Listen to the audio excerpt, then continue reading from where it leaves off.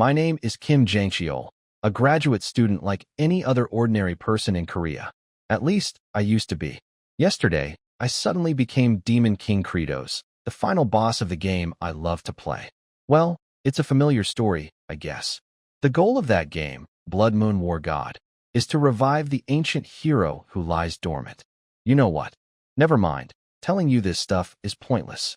The problem now is that a polite demon guy walks in and says, Lord Kratos, I am Zephyrd, your level 10 assistant for the past 10 years. He bows. Preparations for the war are complete. Outside, a blood-soaked battlefield roars with countless monsters screaming in unison. Blood Prince Azurat, level 534, shouts excitedly. End our famine with today's grand invasion. Ice Emperor Sergei, level 531, chimes in. The tragedy of being born on this barren land, the pain of eating our own kin. Let's create an eternal history. Mist Duke Hartok, level 555, roars. Rip apart the humans, crush the elves. Black Rock Tyrant Ball, level 539, bellows. Turn them all into my food. Their ferocious cries echo endlessly. Kratos shouts his command. Demon Legion, hear me. All the elite warriors of the demon race are gathered and ready to receive orders. Standing tall, he declares, I, Kratos, command the entire demon race. But in his mind, he schemes. This war must be stopped at all costs. He breathes heavily. From now on, every warrior's eyes burn with anticipation for battle. Baal, Sergei, and Azurat radiate murderous intent. But in response, Kratos proclaims, we will halt all attacks and start farming. At those words, the four warriors freeze, stunned. Disappointment turns to rage. They shout in unison, that's absurd. Kratos opens his mouth and glares to intimidate them, but deep inside, he's terrified. God, they're scary as hell.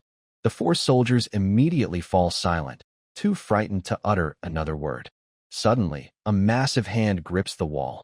If we start this war, system notification, you have begun the 20th playthrough.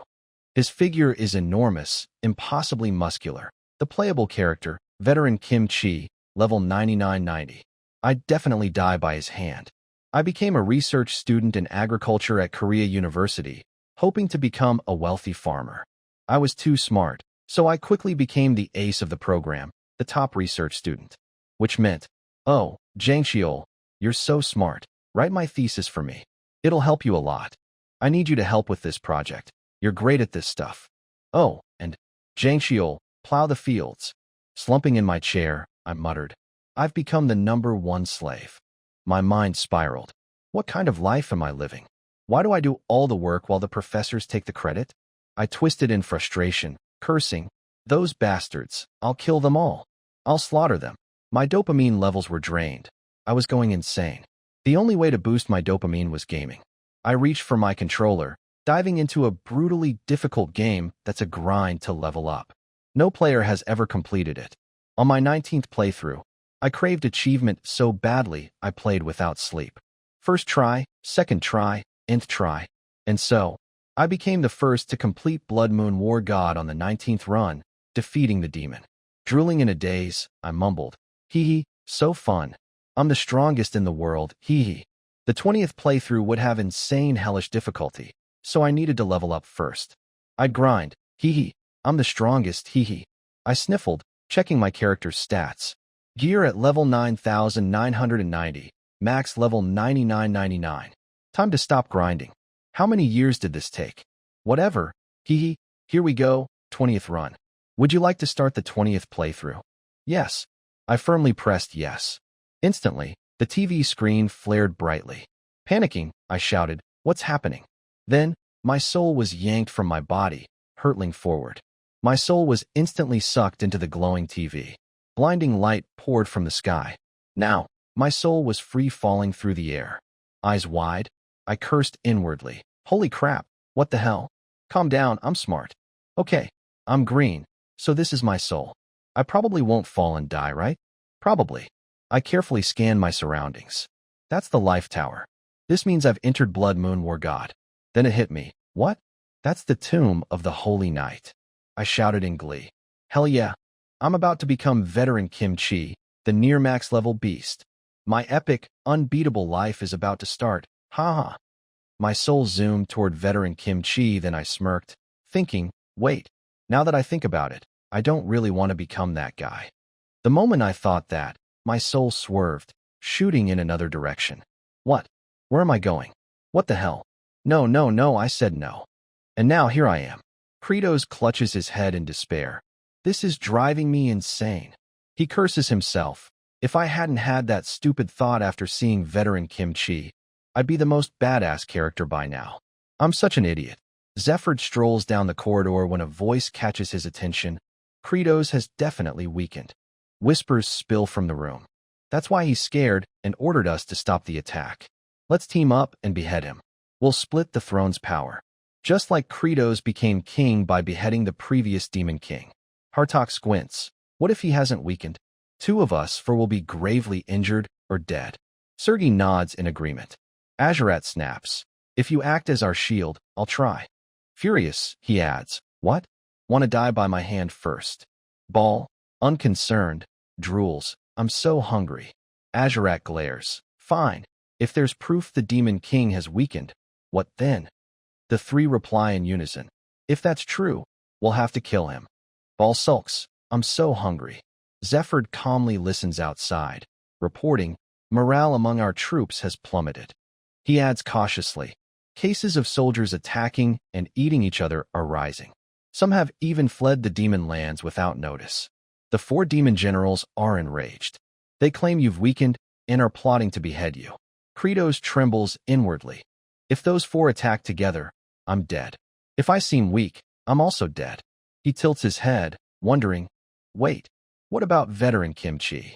Since I didn't possess him, is he just a husk? Then charging into the human world might be better. Zephyr presents a crystal orb, reporting, this is footage of the Holy Knight's tomb sent by the general. Veteran Kimchi coldly swings his staff amid the demon's desperate cries. Please stop. Save me. He leans close, jamming 2 fingers into a demon's eye sockets. Wait. What are you doing? No, stop. Screams of agony echo. My eyes. My eyes. Veteran Kimchi stands, exuding murderous intent. Kratos sweats profusely, panicking. That plan won't work. He looks like a crazed maniac. I don't want to face him. I have to stay here at all costs. In this situation, I either look weak, surrender, and the 4 generals kill me, or I charge into the human world, and veteran Kimchi gouges my eyes and kills me instantly.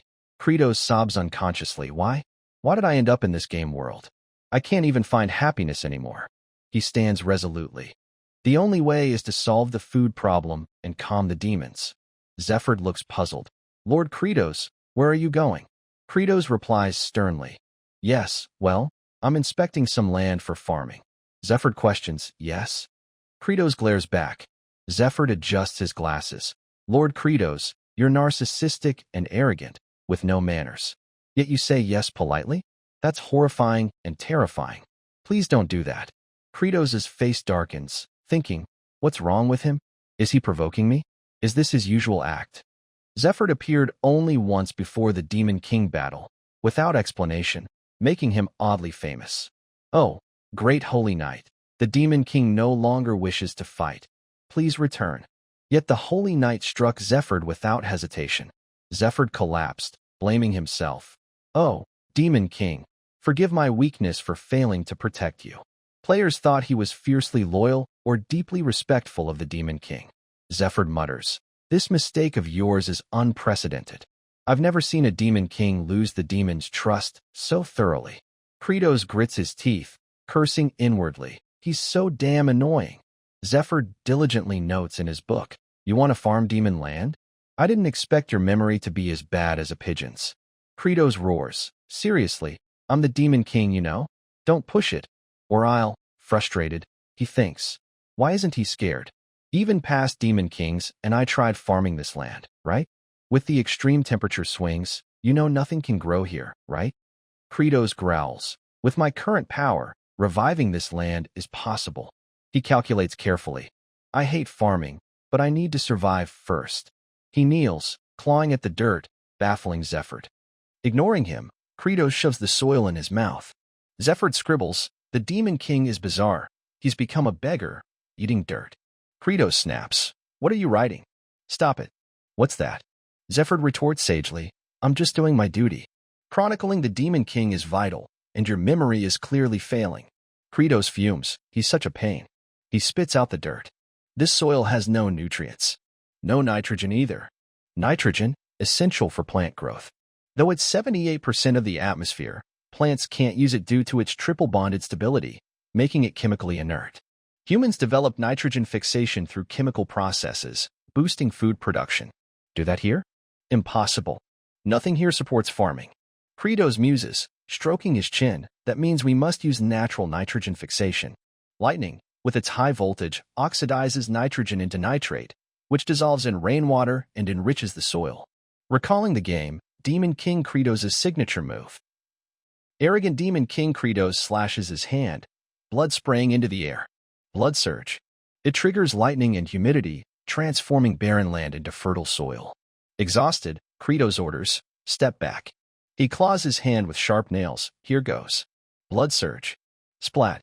Damn, that hurts like hell. Crazy Demon King. Does he always use this move? Is he insane? It's agonizing. Suddenly, a heavy killing intent makes him turn. Oh. The four generals' eyes bore into him. He's weakened. He's weaker now. Their gazes lock. Kratos freezes, panicking briefly. Zephyr adjusts his glasses. "You're definitely weaker, 100%. Kratos thinks he's an assassin. His plan is to provoke and kill me. Kratos steels himself, clawing his hand again. "This is better than dying. Here I go." Blood surge. His blood sprays into the air, briefly soaring before splattering onto the barren ground. Clutching his hand, Kratos groans, "Damn." Rapid footsteps approach. Demon King Kratos. The four generals, radiating killing intent, ask, "Are you unwell, Lord?" Kratos sweats, terrified. Holy crap, crap, crap. A girl's silhouette stands atop a towering hill. Veteran Kimchi, pensive, muses, "It's faint, but I have some memories of past lives. I've lived this life over 10 times. I move toward that place, driven by the call of summoning." She stares at her hand, but it's gone. The call of summoning is silent. What do I live for now? NPC Veteran Kimchi, level 9990, gazes sadly at her empty hands, then walks away coldly, abandoning everything. Kratos sweated profusely, staring at the four bloodthirsty demon generals. Azurat smirked, "You know the law of demons, right? The strongest is the Demon King." Kratos gritted his teeth, trembling inwardly. "God, they're terrifying. Each one is powerful. I can't even use a single skill. Am I going to die now?" Azurat, slightly intimidated, eyed Kratos. TCH, his pressure is unreal. The fight hasn't even started, and he's already gathering so much power his body's shaking. He forced a grin, but Azurat boldly taunted, "Can you defeat all four of us in your current state?" He glanced at the other three, signaling. Though outwardly confident, he was terrified inside. What the hell, guys? Their eyes seemed to say, "We'll watch you fight and join if we can." Azurat sweated buckets, cursing silently. "These filthy bastards, they're shameless. We're demons, of course we're vile." Zephyr calmly announced, activating a live projection screen. "For the ancient demon tradition, both sides will fight to the death, no surrender." Kratos and Azurat shouted in unison, "Wait, look how fast he moves." Azurat, realizing there was no turning back, gripped his weapon, reassuring himself, "Don't worry, I'll win this." He's weakened. Kratos clenched his teeth, racking his brain.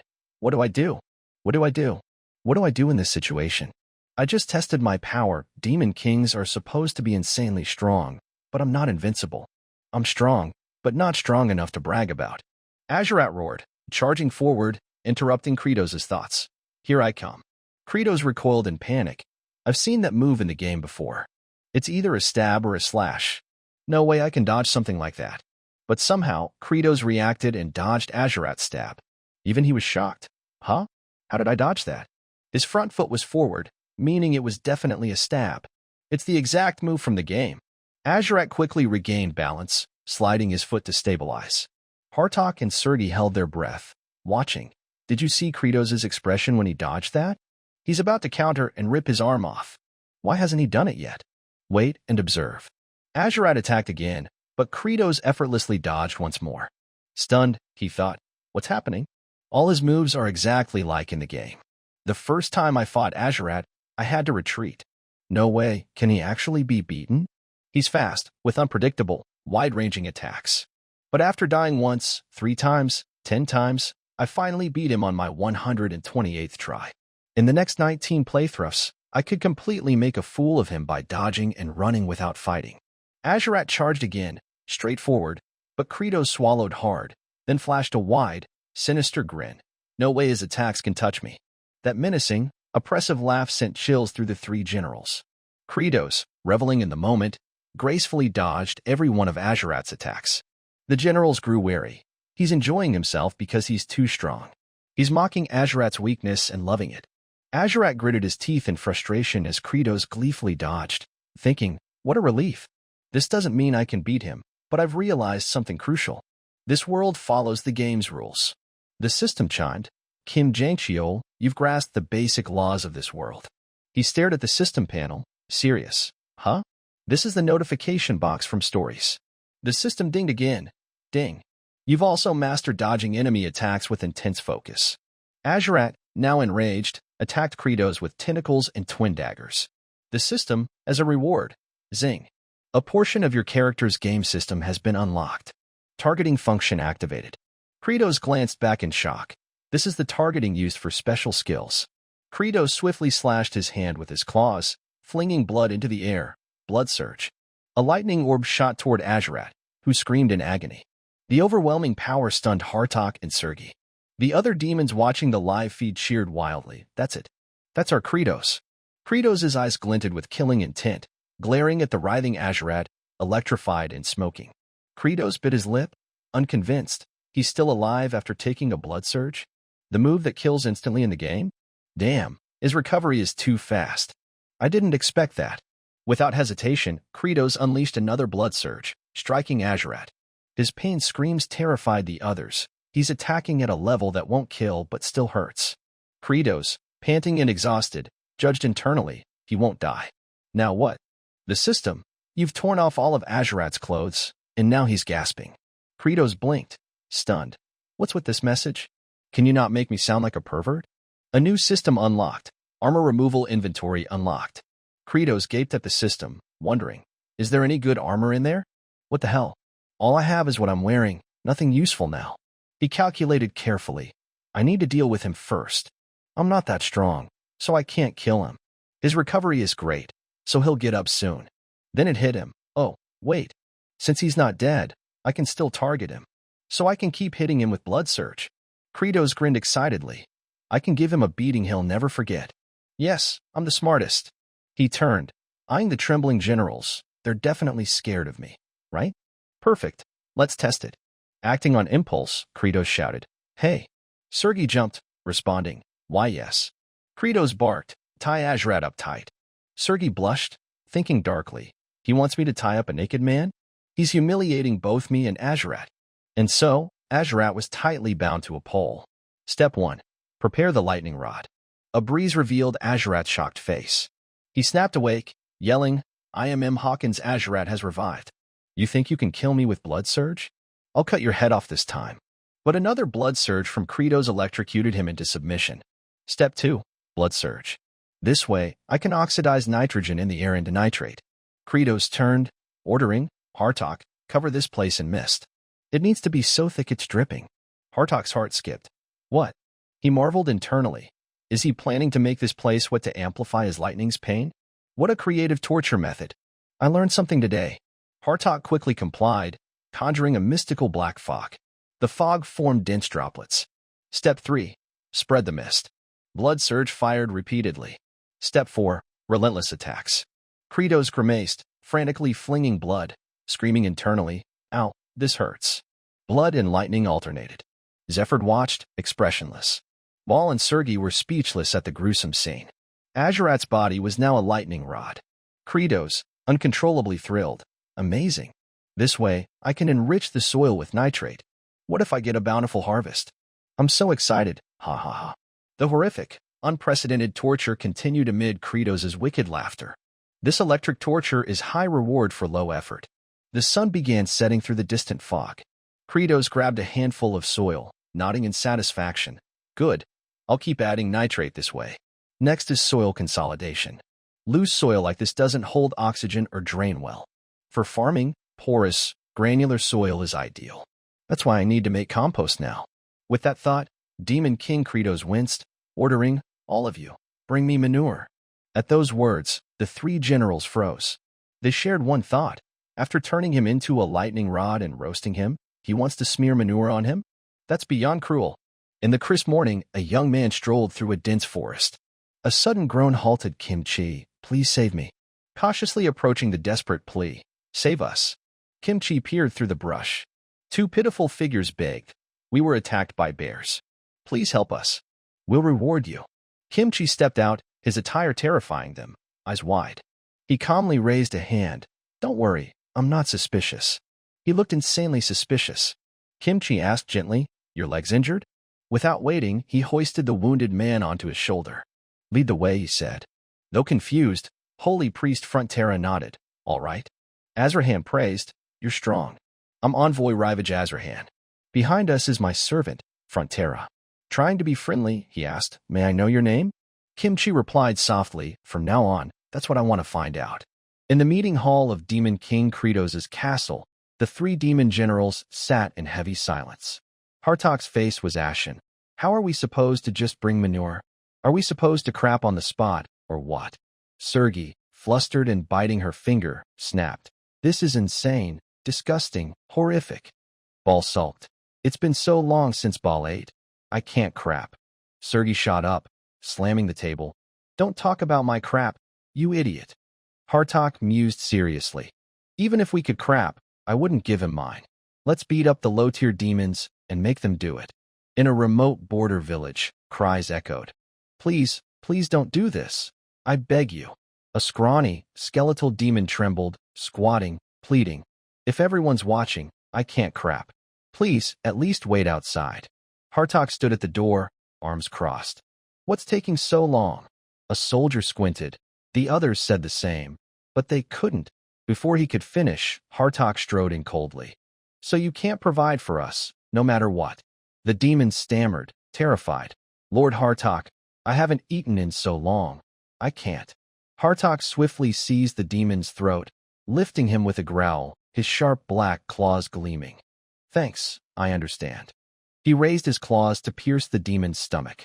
The frail demon could only scream for mercy. Luckily, Ball grabbed Hartok's arm, stopping him.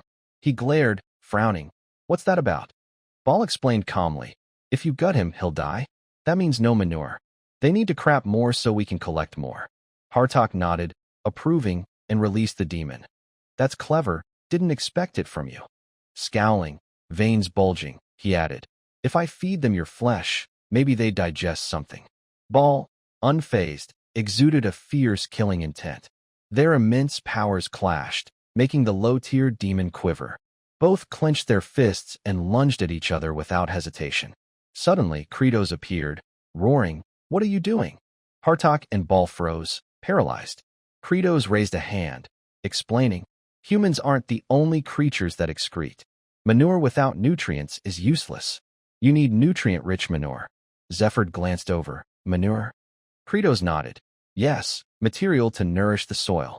Normally, manure is made from wood chips, grass, soil, eggshells, and chicken waste. For wood chips and grass, we can use the houses we saw earlier. The issue is eggshells and chicken waste. Kratos suddenly recalled something. Oh, he ordered. Zephyr, bring me the kingdom's map. Zephyr complied. Yes, your majesty. Kratos placed his hand over the map, thinking. As expected, it's identical to the game's map.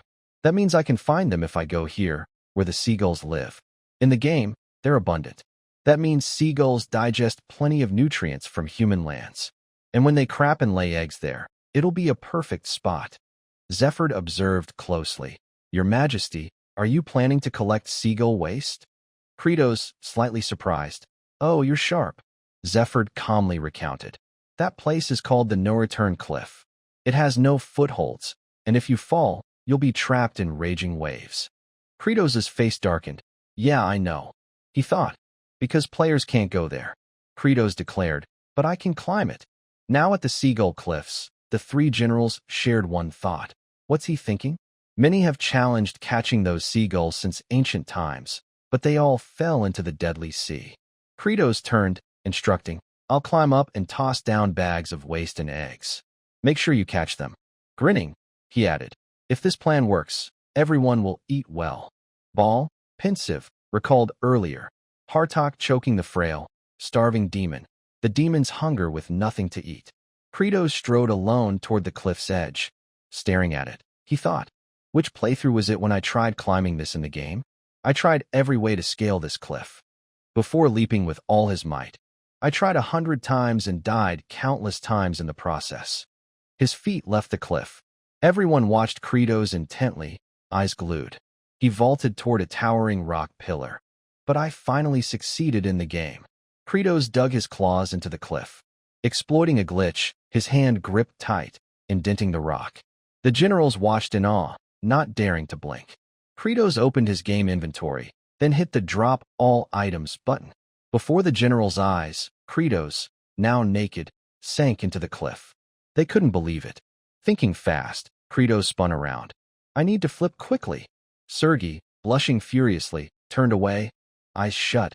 Oh God, no, no. Kratos hit the Equip Items button. Now he hung on the sheer cliff. His actions shocked Sergei. Flipping and stripping, repeating that to climb. Kratos continued, stripping, climbing, flipping, re-equipping. Strip, climb, flip, equip. Finally, his hand reached the cliff's peak. He stood majestically, radiating strength. Done. A world where the game's system is shared, an inventory, and a map no one can reach. Oh, it's possible. Combining all this, I tested it, and it's proven possible. Ball, awestruck, watched Kratos. His Majesty said he'd feed us. Ball will climb and help. Zephyrd, still stunned. What? Lord Ball, that place is... Before finishing, Ball sprinted off. Zephyrd shouted, No, you can't. His challenging tone made Kratos whip around. Ball leaped into the air toward the cliff. Ball will follow his Majesty. Kratos yelled, What are you doing? Though Ball reached the cliff, it crumbled. Kratos' hand shot out, grabbing bales. Gritting his teeth, Kratos strained to hold Ball, veins bulging across his body. Sweating, he thought, God, he's heavy, my arm's gonna break. Wait, why am I saving him? He's one of the 4 demon generals, a threat. Wouldn't it be better if he died? I have no reason to help him. Kratos' mind wavered. Jangxiel, please help me one more time. The professor won't accept my paper. He'll keep me as his lackey forever. Please, can you help? Then he'll at least review it. He loves you. You're the best. He'll listen to you, please. That junior always stuck by me. Since I was the professor's top lackey, he might have listened. But Jangxiel coldly refused. That's your problem. I'm afraid I'd lose favor, putting myself in a bad spot.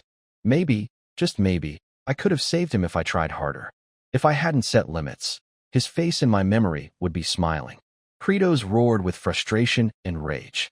He surged, pouring all his strength into his arm, even if it broke. Demon King Kratos strained, pulling Ball up. With a mighty swing, he hurled Ball onto the cliff. Bale's body crashed onto the ground. Kratos, panting, clutched his aching arm. Ball, stunned. His Majesty saved Ball, despite risking injury. What?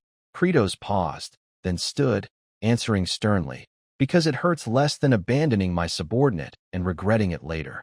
Bale's face trembled, tears welling. This is what I should have done for him. I'm sorry, I'm sorry. Suddenly, the system appeared before Kratos. Even without fully adapting to Demon King Kratos' body, you used all your strength to save someone. As a result, you've earned Bale's gratitude, one of the 4 demon generals.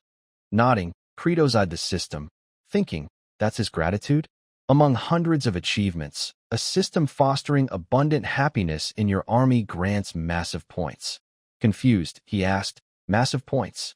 System, congratulations. Happiness points, HP, system unlocked. Kratos stared at the system panel in shock. Happiness points? I know this. Can I use them to get a discount on ice cream? Is there even an ice cream shop in this world? The system replied, No, what kind of game sells ice cream? Get a grip. For every soldier in your demon legion who feels happy with a full stomach, you earn 1 happiness point. You can use these points to buy stats.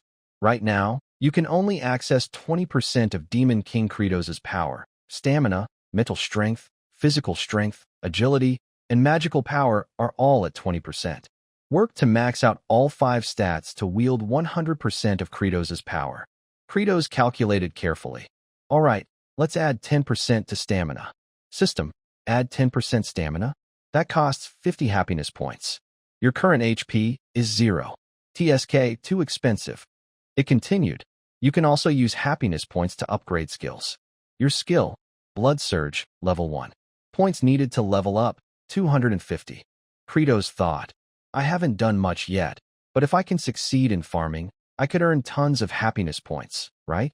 Then I'd become super strong and boost my survival chances. Looking at the sobbing ball, Kratos mused, being thanked by someone. Just thinking about it makes me grin with excitement. That must feel great, huh? Ball, terrified, thought. His face looks like he'll tear me apart if I don't obey. Since I owe him my life, Kratos is truly a vile demon king. He didn't save me out of some noble gesture. Perched on the 100-meter cliff, Kratos shouted down, Hey, you lot! I'm stuffing this bag with manure and eggshells, then tossing it down.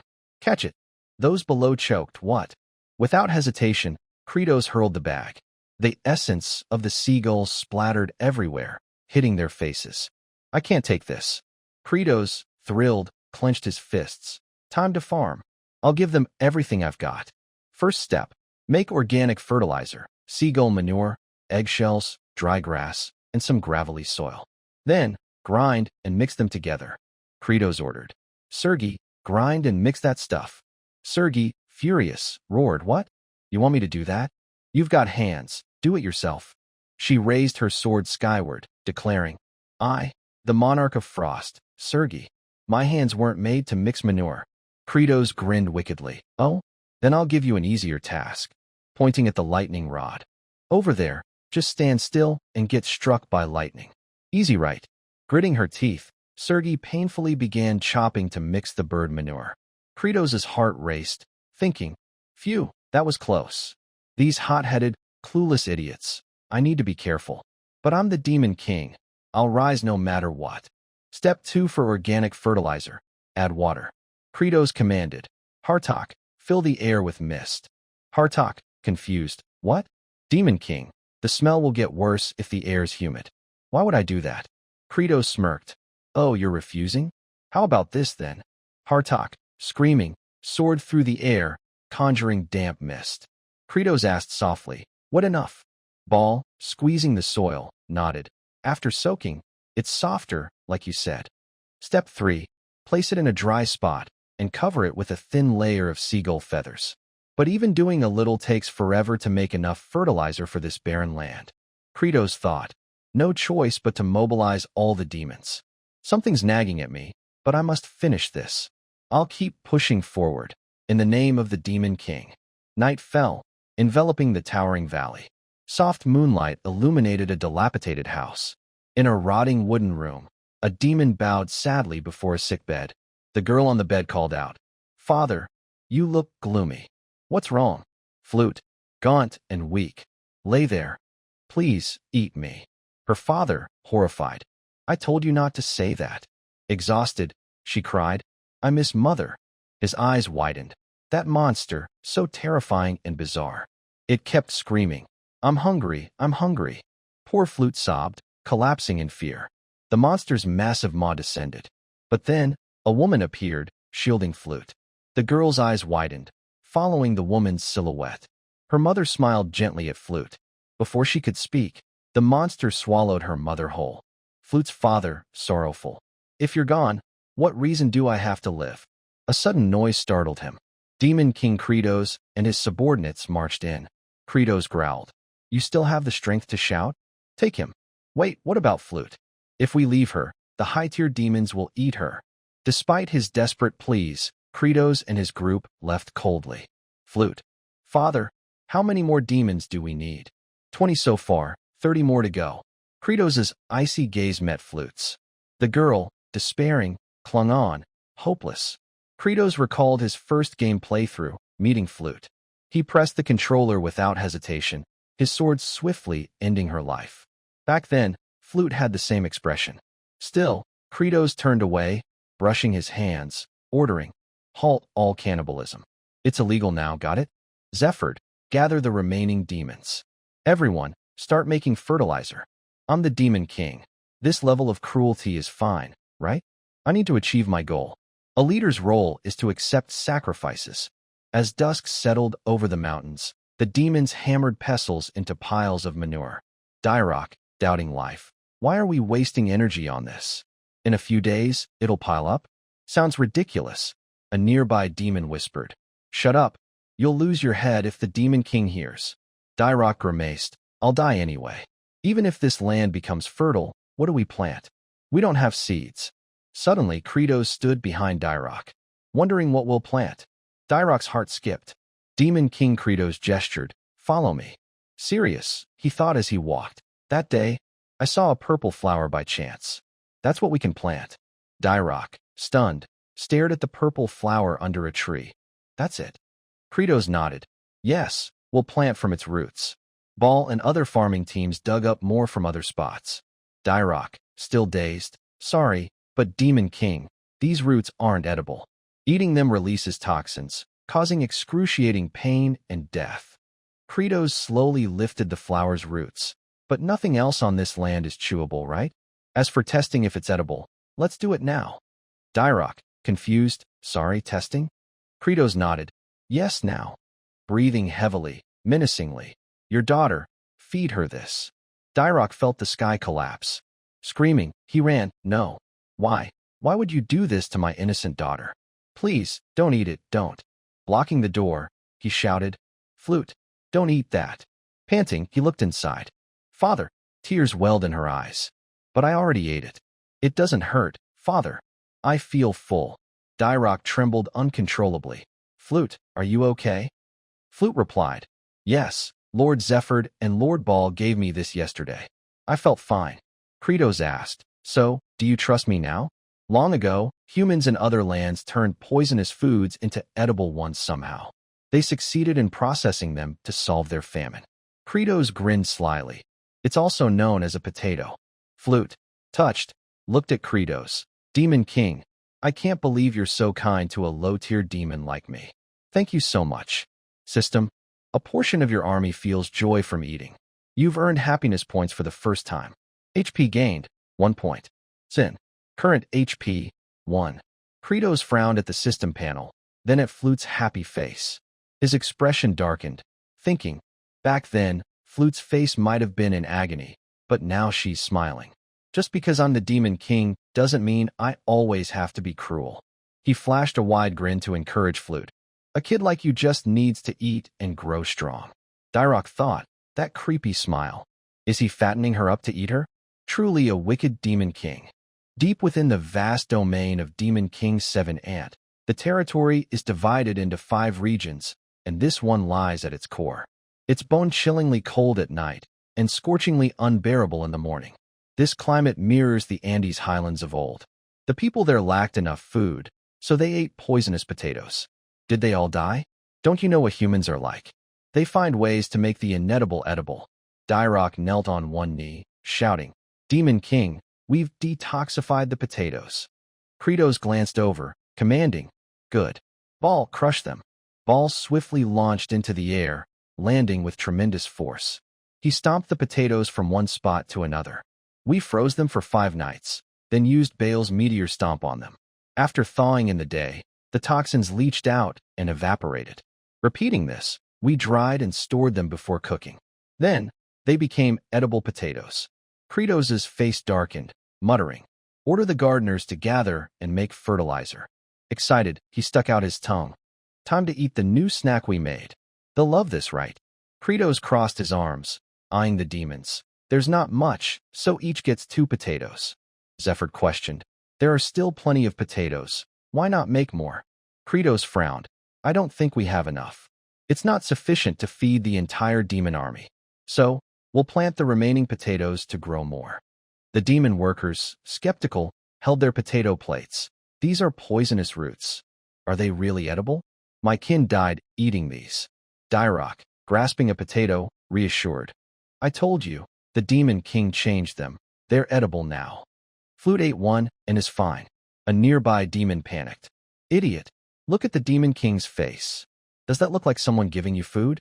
He's waiting for us to eat, writhe on the ground, and die. Ignoring the murmurs, Dyrok shoved a potato into his mouth. The other demons watched his chewing expression intently. He swallowed hard, then roared, tears streaming down his cheeks. Long live the Demon King. After the farmers saw the first eater, they devoured the dish quickly. Finishing, they all turned to Kratos, sharing one thought. The Demon King really gave us edible food. The demons chanted in unison, their voices booming. Kratos, yes. Kratos, yes. Kratos, yes. Kratos' face soured, thinking, I don't like these chants at all. I'll have to fix that later. Zephyr nodded, observing silently. His face shows he didn't expect to produce edible food on this barren land. He might actually end the famine tragedy. System, a portion of your demon army feels joy from eating well. Points gained, plus 50. Current HP, 51. Kratos, surprised, glanced at the system panel, smiling faintly. Oh, that's a decent chunk of points. I can make myself a bit stronger. But what'll help me most? I'm not sure yet, so I'll collect more points first. Kratos rubbed his chin, pondering. We'll split into farming and fertilizer teams. Zephyr, stand aside and order. Farmers, listen. Tell the whole village, after you're done, announce that food can now be grown here. We promise demons who dig up potatoes will get vouchers to eat this dish. Kratos glanced at Zephyr. He's pretty sharp. Annoying as he looks, he's been the most helpful. Loyal demons dug potatoes, some preparing the edible dish. Sergei and Hartok labored on fertilizer. Ugh, the manure smell. Others worked on fertilizer, while Kratos signaled demons to move the lightning rod Azurat. Yes, shift it here. No, 10 steps from here, 1 step back. They quickly obeyed, planting the lightning rod in the ground. Kratos swung his hand, unleashing blood surge. Meanwhile, I'll work hard to produce nitrogen. We have enough fertilizer now. It's time for the next step. We need to spread it across this area, but it's too vast. That's too much for farmers who've only eaten a bit of chino. Azurat groaned behind. Ugh, you bastard, just kill me. Kratos coldly slashed his hand, blasting high-voltage electricity into Azurat. A demon who can work well without eating? Even without rest, he can keep going for a while. No choice but to wait. Kratos sat on his throne, asking, You really requested more troops? Zephyr replied respectfully, Yes, I did. We ordered regions to halt attacks, seize new lands, and provide as many troops as possible for farming. We sent envoys to the Starlight regions for more people, but we've had no response. Kratos grumbled. Did the messengers die of hunger before arriving? Spreading fertilizer with our current army is too hard. In the Demon Lands, Starlight region, a deadly stone fortress, a general knelt, reporting. Based on Scout Demon's reports, Demon King Kratos has truly started farming. It seems they've produced food. The old man muttered. Kratos did all this because he fears me. Since I grew stronger, many demons died. He stopped the war, reducing starvation deaths to keep me in check. The Master of Starlight, Father of Death, Saturn, you've dealt with all envoys sent to Starlight regions 2, 3, and 4, right? The general bowed. Yes, the other Starlight Masters know nothing of the war's halt or the farming. Saturn's voice hardened. The demons must all starve. Only then will they become food in my army. He sneered slyly. Then I'll kill Kratos and become Demon King. My ally, Phaemia. Phaemia looked up. Yes, Lord Saturn. He ordered sharply.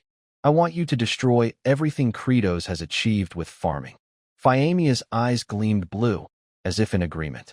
In the quiet evening, on Demon King Kratos' fields, Phaemia crept forward. Kratos is vile, turning Azurat into a husk to scare others. Don't worry, Azurat. Lord Saturn admires your arrogance. He'll take you in after killing Kratos. He waved, summoning shadow demons. Phaemia roared, Destroy this land and make it unusable. At his command, the shadow demons flooded the fields. One hesitated. Lord Phaemia, is this the manure the Demon King mentioned? Phaemia laughed heartily. Scatter it everywhere. Haha, they might collect it again, so spread it evenly. Mix it into the soil so no piece is visible. Bury it deep. Phiamia, thrilled, laughed maniacally. Azurat's face showed a trace of sadness. He recalled Credo's and Zephyr's talk. What do we do? The manure must be crushed and mixed into the soil. It's tough, so it's impossible for the farmers. Phiamia and his shadow demons danced, shouting victory. You're done, Credos. Huh. Azurat, helpless. What do you hope to achieve by doing this?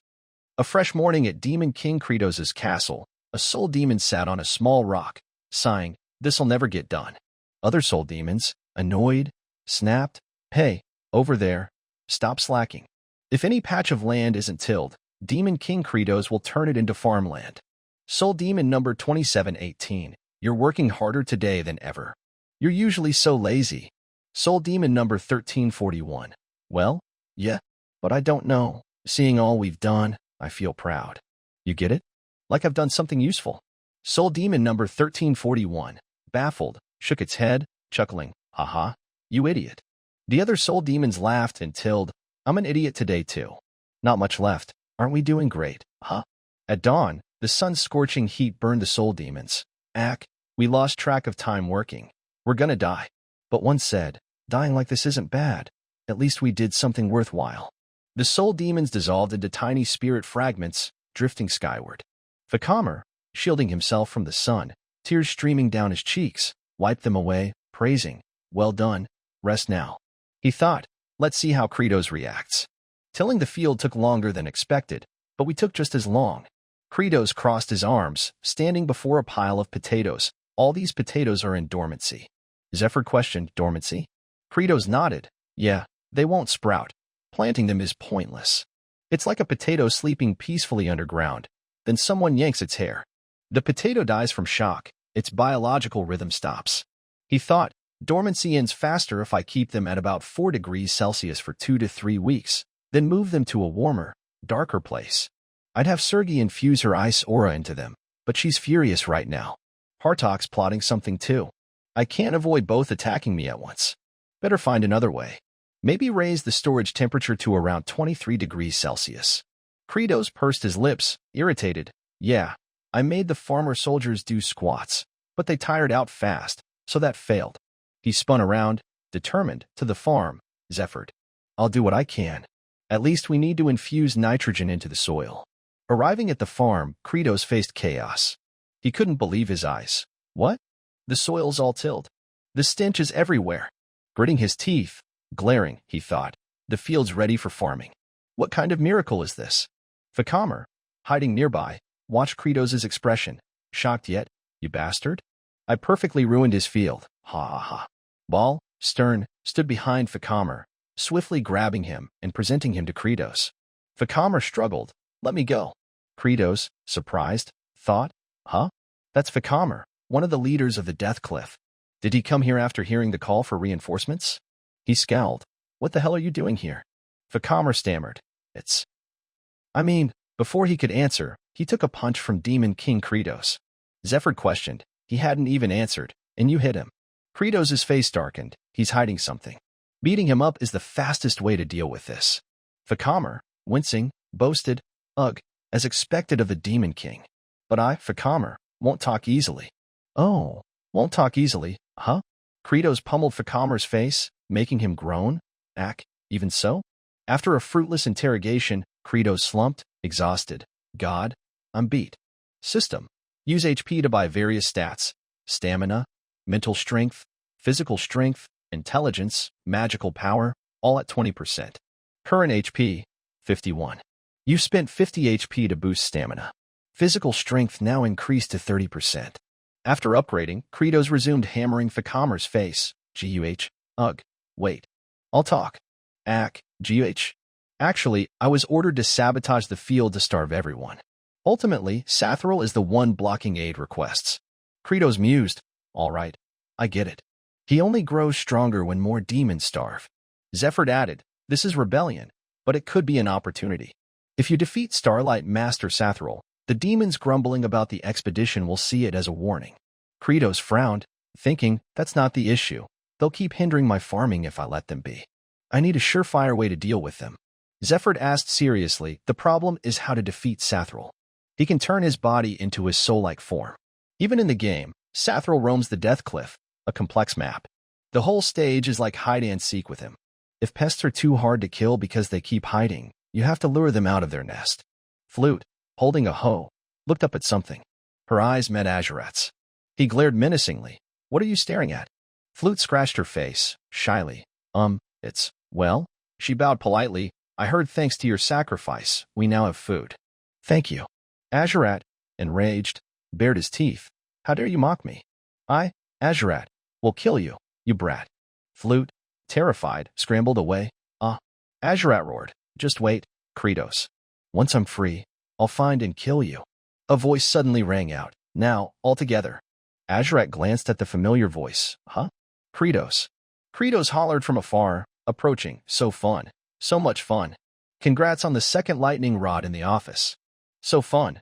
So much fun. Kratos and the farmers banged drums, shouting loudly. So fun. So much fun.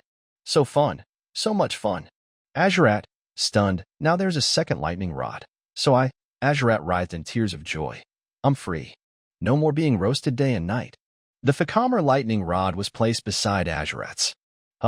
Kratos roared, unleashing blood surge. Warm, crackling lightning surged, jolting both rods. Oh, he means we have 2 lightning rods now. Awesome.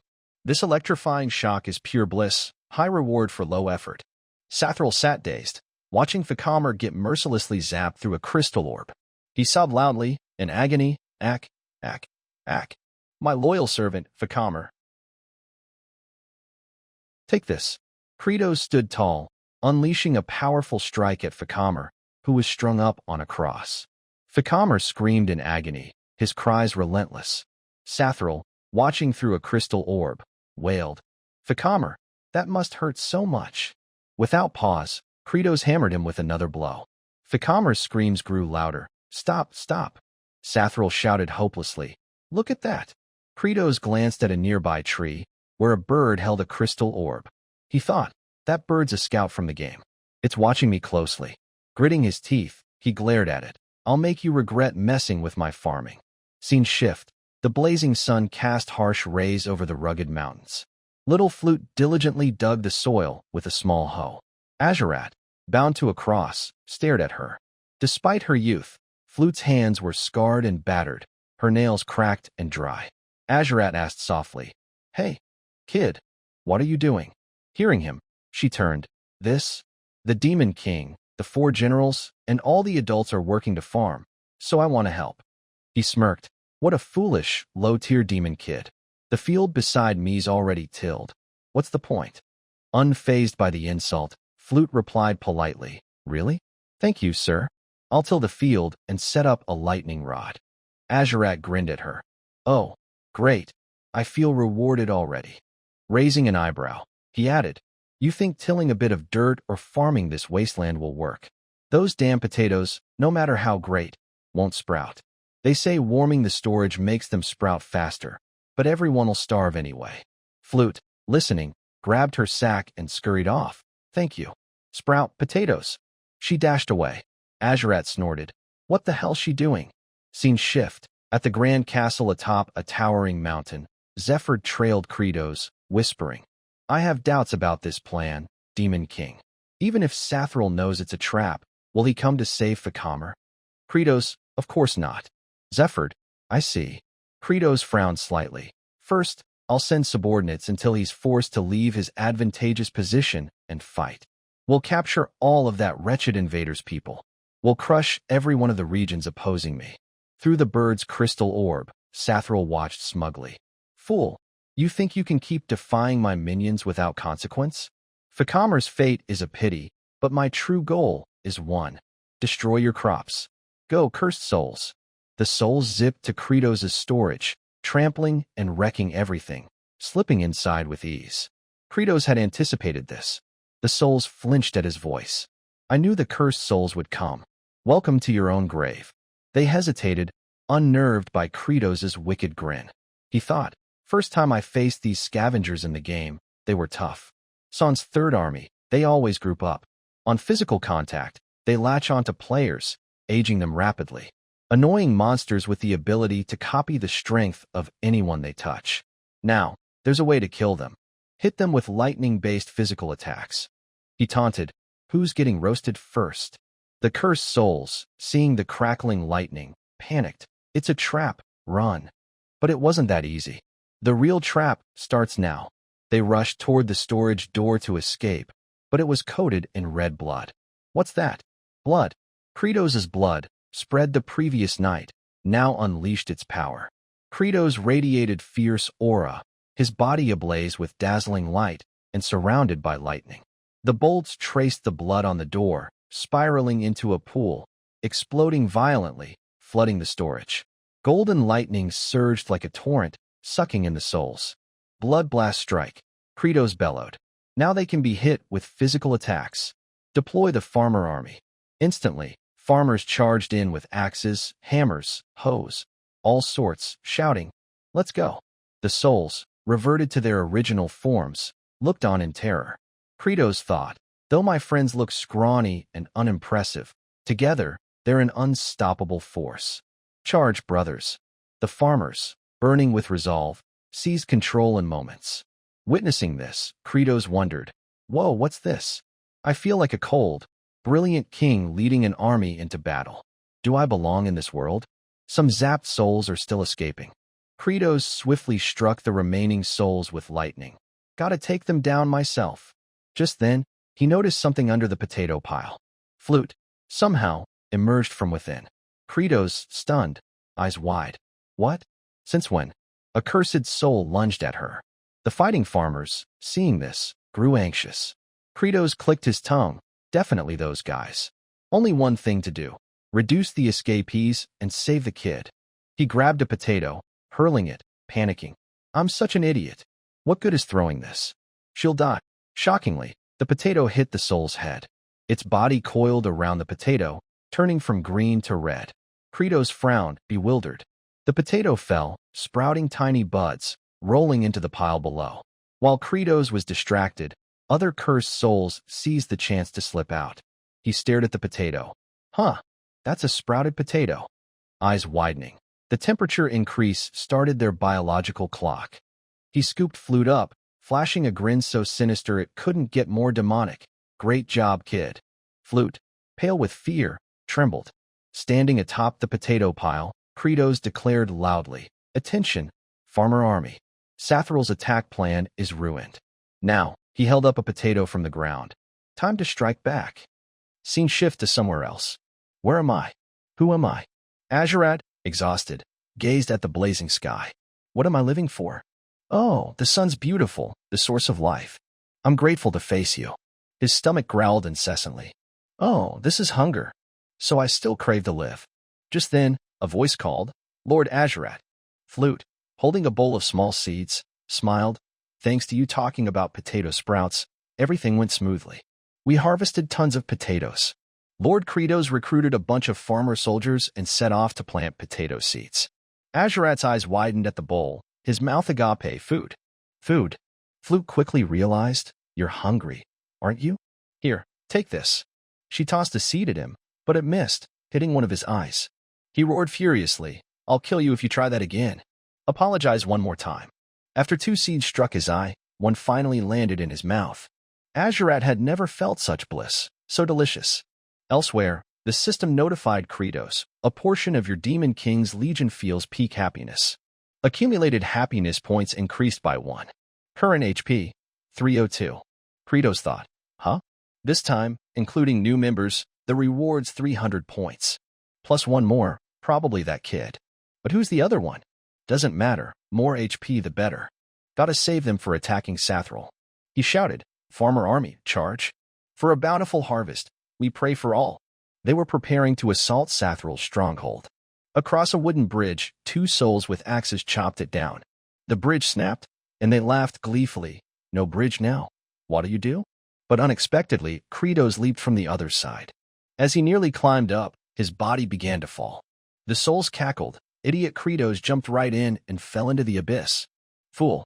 But life's not that simple. Their smiles vanished. Below, Kratos' body was buried in the dirt. The souls, baffled, couldn't understand what he was doing. His armor, somehow discarded, lay to the side. With a sharp gaze, he climbed swiftly, slipping back into the armor waiting for him. The souls, terrified, scrambled.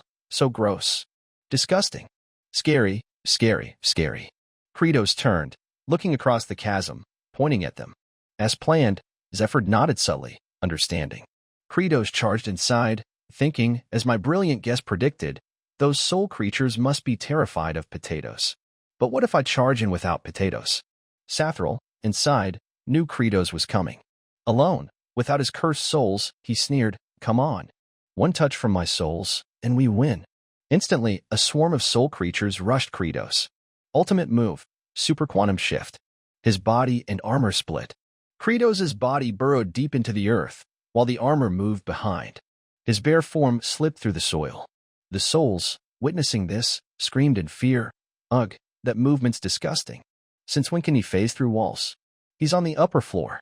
Catch him. One touch and we win. They chased, but couldn't match his speed. No way. The Demon King vanished in a blink? Kratos thought, 19 playthroughs total. I know every corner of this map. Sweep every area they appeared in the game, as I know. Wait for them to group up, then take them all out. Moments later, Kratos stopped, re-equipped his armor, standing in the center. The soul creatures surrounded him. He exhaled softly. They seized the chance, rushing in. He's exhausted. Even a Demon King has limits. Kratos glared. No, I'm no longer just a Demon King. I'm a veteran gamer. Zephyr shouted, commanding, "Sprouts." The farmer army emerged from wall crevices, hurling potatoes at the souls. Sprout, sprouts, sprout. The potatoes merged with the souls. Farmers, attack. Zephyr thought, I was skeptical at first, but this time, the Demon King's words were spot on. Earlier, Kratos instructed, while I heard them to one spot, Zephyr, lead the farmers along that map. Zephyr hesitated, eyeing the map. This is an abandoned ancient sewer system, a dead end, nothing there. Kratos grinned. No, it's a secret passage. Kratos' face hardened, thinking, after crossing the terrifying soul abyss, just before the final map, I found it. While scouring every corner in the last playthrough, I discovered this hidden path. What's this? Nothing? This stone door's so intricately made. Why is it different here? He swung his sword, slashing the door. It vanished, revealing a path to the first battle with Sathril. Back then, I thought, can't go up there? Turns out, after completing the exploration, you could return to claim the transformation elixir crystallized from the ancient giant's planting desire. Whoever consumes it changes form once, reflecting their deepest desire. Now, the happy farmers held sprouted potatoes. They're sprouts. We can plant now. Dyrok, unable to hold back, shed tears of joy. Wait, flute, we can live fully now. Kratos, silent, recalled a hazy memory. Jangchiol, our family's so hungry. Grandma will make sure you eat well tonight. Just wait a bit. Later, he saw his grandmother on a stretcher, taken to the hospital. Back to reality, Kratos growled. Anyone who dares block me from eating well and living peacefully, I'll deal with them. All called, Demon King. Kratos glared. You, go haul potatoes. This is my job. I've got it. Across, Sathril muttered, O great icy soul heart, guide more souls with your almighty frost. Grant me more troops and power. Suddenly, Kratos burst in from outside, smashing through stone. Sathril slowly rose. Kratos, how did you find this place? He snarled, You don't need to know.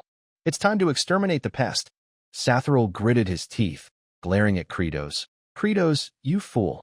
You think you can defeat me alone? His body coiled tightly. You haven't seen my true power yet. Kratos thought. No, I have. Exactly 19 times in the game. As a knight, I chased Sathril, who ran around the death cliff. I kept running into his minions. Finally, the knight cleared all the monsters in that area. He fled to this room, where the heart of the Frost spirit resides, a terrifying artifact said to be forged by an ancient dragon with its own life. That artifact binds the dead to the living world with soul-piercing cold.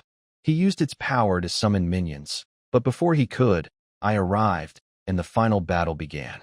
That's when I saw his true strength. Sathril's body twisted, whipping up a fierce gust. He snarled, Kratos, you're strong, and that's why this fight. His form contorted violently, morphing into an exact replica of Kratos, will be my victory. Kratos wasn't fazed. He'll activate mimic mode, copying all my stats. His character maxes out based on my current stats, with devastating attack power and near-impossible evasion. A single graze, and he'd one-shot me. But the version he's copying is a weakened Demon King Kratos. He grinned wickedly, which means he's not that strong. I'll boost my stats after he mimics. Sathril charged, ready to strike, but Kratos used HP to upgrade his stats. HP from 30% up by 10%, magical power from 20% up by 10%, strength, agility, and magic all from 20% up by 10%. Current HP, 302. System. You've spent 50 HP to upgrade agility. Agility from 20% to 30%. With this, Kratos effortlessly dodged the attack. He slammed a kick into Sathril's gut. The old man teared up in pain but swung a fist. Kratos used 50 HP to boost strength from 20% to 30%. He countered with his own fist. Their punches collided, and Sathril recoiled in agony. That hurt. Why are you unscathed? Kratos smirked tauntingly. Farming takes brains too. Sathril, furious, cursed, damn it. Kratos kept spending HP. System. You've spent 50 HP to upgrade magic from 20% to 30%. You've spent 50 HP to upgrade intelligence from 20% to 30%. Kratos waved, unleashing a blinding bolt of lightning at Sathril. Unable to dodge, Sathril was zapped, writhing in pain. His body melted into a slimy puddle, collapsing motionless. System. You've used HP to upgrade all stats once more. Stamina 30%, all other stats, magical power, agility, magic, at 30%. Strength upgrade quest completed. Unlocked new skill reward. Summon Farmer King's throne. Activation condition, 100 HP. A throne for the Farmer King, equipped with sturdy, durable farming tools. Kratos read it, thinking, oh nice. I could really use some new tools. It seemed over, but the puddle stirred. Sathril groaned. You think it's done? Kratos replied flatly. Yeah. Your second phase transformation is pretty weak. Sathril's body morphed into a massive dragon. This is my true power. Ancient evil dragon. Kratos feigned awe. Whoa, it's impressive up close. That attack power and vitality are unreal. He's really a mid-tier boss. But he grinned, calling Ball. Ball smashed through the door, leading the farmer army. I'm here with plenty of backup, didn't you know? Sathril, barely posing for seconds, sweated. Wait, maybe we should talk. No such luck. The army charged, wielding hoes, shovels, and all sorts of weapons. You dared mess with our farmland? Die. Sathril begged, spare me. Kratos ignored him, thinking, I wanted a fair fight, but he's too arrogant. Killing him with my own hands makes sense. Why won't he surrender? If I attack smarter, he'll fall faster. He activated his new skill, Summon Farmer King's throne. A green beam shone from the sky into the room. An intricately crafted wooden throne, carved with farming tools, slowly descended, slamming into the ground. Kratos blinked. The throne's weight cratered the floor, kicking up dust. The farmers, wary, then cheered. That's our Demon King. Not only crushing that half-dead thing, but landing a final blow to its head. So brutal, so savage. Demon. This is the true Demon King. We lowly ones could never do that. Amazing, Lord Kratos. Amazing, Lord Kratos. Kratos couldn't help but join the cheers, but thought, I didn't mean to do that. Meanwhile, at the field where Fakamir and Azurat were strung up, Fakamir's body twitched. His soul detached. I'm reborn. All fields are tilled, potato sprouts are thriving. Even pests threatening the crops are dealt with. Time to plant potatoes. The crowd burned with resolve. Just then, the heart of the Frost spirit trembled. Kratos frowned, turning back. System. Death Cliff, Shirun, defeated 20 times, including 19 prior game runs. A hidden event is triggered. The heart slowly split open, icy mist flooding the room. The trapped power within the Frost spirit's heart awakened. The heart cleaved in two, the cold intensifying. Kratos approached, asking, What's that? A tiny dragon struggled out from within. It locked eyes with Kratos, smiling, letting out a soft chirp. Confused, it chirped again. Kratos, with his robust frame, slowly approached the tiny dragon. He thought, what is this creature? He reached out to pick it up. The dragon frowned, chirping, I hatched in darkness, terrified all that time. Now, I'm lucky to meet someone like you. Life's full of surprises. Kratos flashed an utterly sinister grin, saying, "So cute." The dragon, seeing this, trembled in fear. "Daddy." The other farmers roared wildly, "Eat it. Munch, munch. Let's eat. Let's eat." Kratos snapped, "Idiots. Raise it bigger, and we'll have more meat." The dragon, understanding human speech, teared up. "Daddy wants to eat me?" After leaving the tower, Kratos said, "All right, outside. The other villagers are waiting." "Daddy, the farming team's back. Look, so many potato sprouts have grown. Amazing. Everyone did great." Dyrok rushed over, hugging Flute tightly. Others joyfully gathered with their families. The dragon watched, wide-eyed. "Wow, the atmosphere here is so warm. They're not scary." It looked up at Kratos, but his terrifying grin shattered that thought. "Eek. No. Daddy's too scary." Scene shift. At the Demon King's palace, the dragon cowered in a corner, sneaking glances behind. Kratos sat on his throne, eyes locked on it, exuding a menacing aura. The dragon spun around. "They're waiting for me to grow so they can eat me." But Kratos was actually wondering, would I feed this thing? "I heard baby dragons eat crafted gems, but we don't even have a single gem here, just piles of rusty metal." Zephyr approached, saying, "Lord Demon King, a report from Lorem Sam. As expected, we're struggling to build planting ridges." Kratos rubbed his temples, of course. For farming, you need to mound soil high between furrows or empty ridge edges. Raised ridges help plants drain water, preventing rot. But this land has too many rocks, it's hard to dig. Exhausted farmers groaned, "We're doomed. My hoe can't break the soil no matter how much I dig.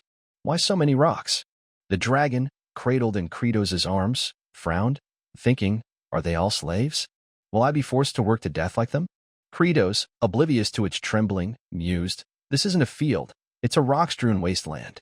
At this pace, it'll take a lifetime to clear the stones.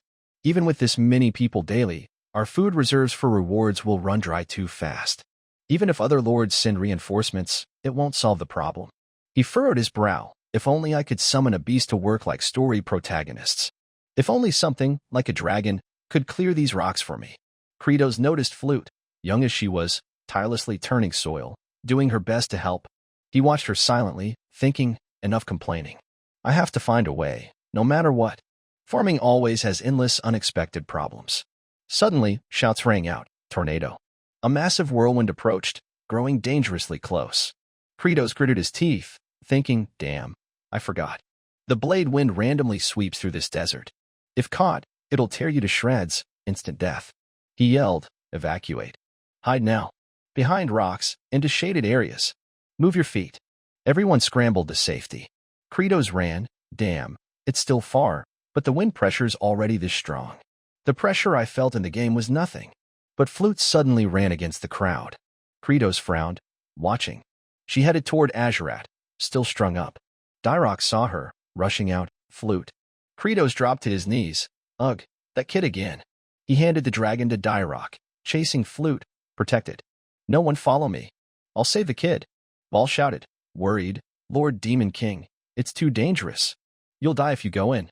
Kratos ignored him, pushing forward, "Lorem Sam, we can't lose the lightning rod or a valuable worker.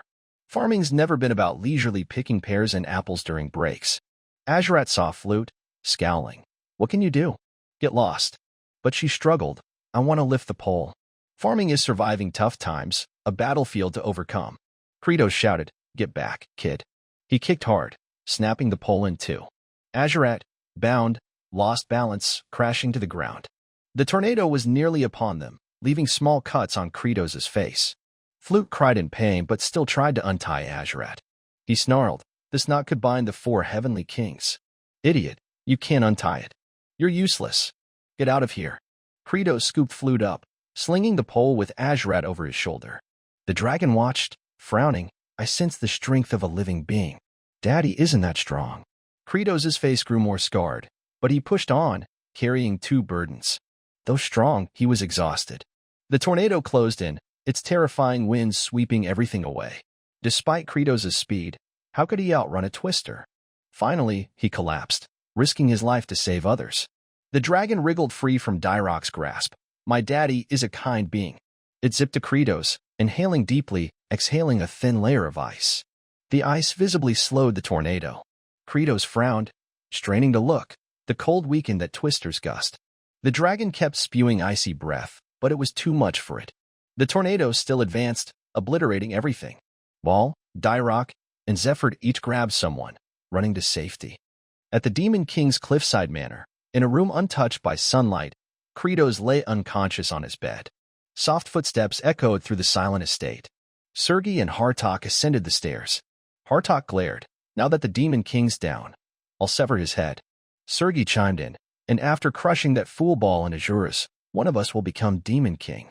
Until then, we're allies. Kratos' door creaked open, and the two stepped inside. Just as they prepared to strike, they froze.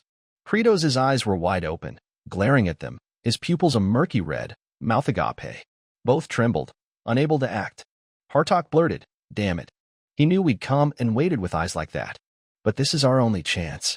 Suddenly, Ball and Azurus' voices rang out. "What are you two doing?" Ball growled, "The Demon King's sleeping. Don't wake him." Hartok frowned. "That's a sleeping face? Truly a Demon King." Ball threatened, "If you dare wake him, Ball won't let it slide."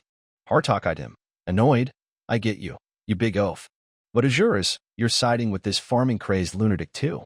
Azurus smirked. "Not exactly. I owe him one, so I'm repaying it now. Next time, I might be on your side." Hartok pressed, voice low. "Don't you think so? Just planting one potato has caused endless trouble. Don't you see farming will fail, and everyone will starve?" Azurus recalled Flute, diligently digging with a shovel, her scarred, calloused hands unlike a child's. "More serious than ever," he said. "To avoid starving, you risk your life." "Fine, it's a gamble either way. I'd rather work than fight you lot." Hartok scoffed. "You'll regret this, you pathetic fools." They trudged out of the room. Just then, Kratos' voice emerged. He murmured, "The Demon King's awake." He blinked groggily at them. Azurus grinned. "Humph, hear that? I'm not on anyone's side. Just paying a debt, that's all." Before he finished, Kratos cut in. "What kind of lightning rod wanders around talking?" Azurus froze, baffled. A blinding bolt of lightning surged through the manor, followed by a piercing scream. Ball hauled Azurus' smoking body away, while Kratos burned with resolve. No time to waste. "Everyone, keep clearing rocks." Ball replied, "Almost all the rocks are gone, sir. Zephyr's tilling the soil." Kratos blinked. "Huh." Before him, farmers toiled under the scorching sun, turning the earth. He called softly, "Hey, Zephyr." Zephyr turned. "The Demon King's awake? How'd you clear all the rocks?" He pointed ahead. "Rocks? Over there." Not far off, the tiny dragon hovered, mouth stuffed with stones. It gulped them down, thinking, "I'm too small to stop the Bladewind tornado. I'll eat tons, no pickiness, to grow fast." On the ground, Kratos shouted, "Lil, Ember." The dragon recognized its dad, zipping into his arms. "Lil, Ember, you're too cute." He calculated silently, Bladewind doesn't come often, and it'll take time for it to grow. Lil, Ember can scout from above and shoot ice to stop it early. Bit of a hassle, but we don't have weather forecasts here. The field's nearly ready. Time to handle the potatoes. Zephyr asked quietly, "Our bonus fertilizer supply is running low. Should we make more?" Kratos shook his head. "No, not needed. Farming's first enemy is natural disasters, then financial pressure. Those are the walls we must overcome." Scene shift. Inside the manor. In a room, Sergei sat before a mirror, slowly removing her headpiece. She sighed, taking off the helmet to reveal a beautiful face with long, golden hair. She muttered, "It stinks. I refused field work and stayed inside for days, but the smell won't go away." A knock sounded. "Sergei, I need to talk." She frowned, thinking, "Huh? The Demon King? He's never come to my room." But she replied, "What is it?" "I've got nothing to say. I really need you. Open the door." She snapped, fuming, "Don't say things that could be misunderstood." He insisted, "Not seeing each other causes misunderstandings. Please leave, or I'm coming in." They bickered back and forth. Finally, Sergei shouted, "I said there's nothing to talk about." Turning, she saw Kratos, stark naked, phasing through the door. She screamed in horror, "Oh my God. Unbelievable. Are you insane? How dare you barge into a lady's room like this?" Kratos didn't answer, suddenly kneeling before her. Sergei, confused, "What are you doing?" He spoke softly, "Sergei, without you, I can't do anything." She stared, her face slowly flushing. Kratos thought, "I'll kneel to save costs. Right now, I need her sharp, precise sword. Sergei, blushing, stammered, if you put it like that. I'll listen. What is it? She thought, seriously, why's he acting like this? Has he actually lost it? Moments later, Sergei, geared for battle, stood with Credos before a potato pile. He frowned. Cut the potatoes for me. I need you to slice them precisely in half for planting, since you've got plenty of hands. Sergei froze, tears of rage welling up. You played me? You jerk. You perverse demon king. Seeing Sergei's fury, Credos patiently explained, this task is simple. From now on, we'll cut potatoes, but there's a trick. Each potato has a different number of sprouts, right? If it has 3 or fewer, don't cut. If more, cut so the eyes are evenly split between halves. Got it? If it has too many, just ensure one side doesn't get all the sprouts.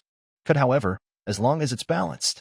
After explaining, Credos held a potato, saying, all right, if you understand, potato, catch. Sergei glared, fuming. I never said I'd do this. Ignoring her complaints, with a sharp gaze, he tossed the potato at her, shouting, potato, catch. Though reluctant, as the potato flew, Sergei's hands drew 2 ice blades from their sheaths, for gleaming swords extending from joints on her back. She sliced them with a flurry of storm-like cuts. Seeing the sprouts evenly divided, Credos shouted, ox it.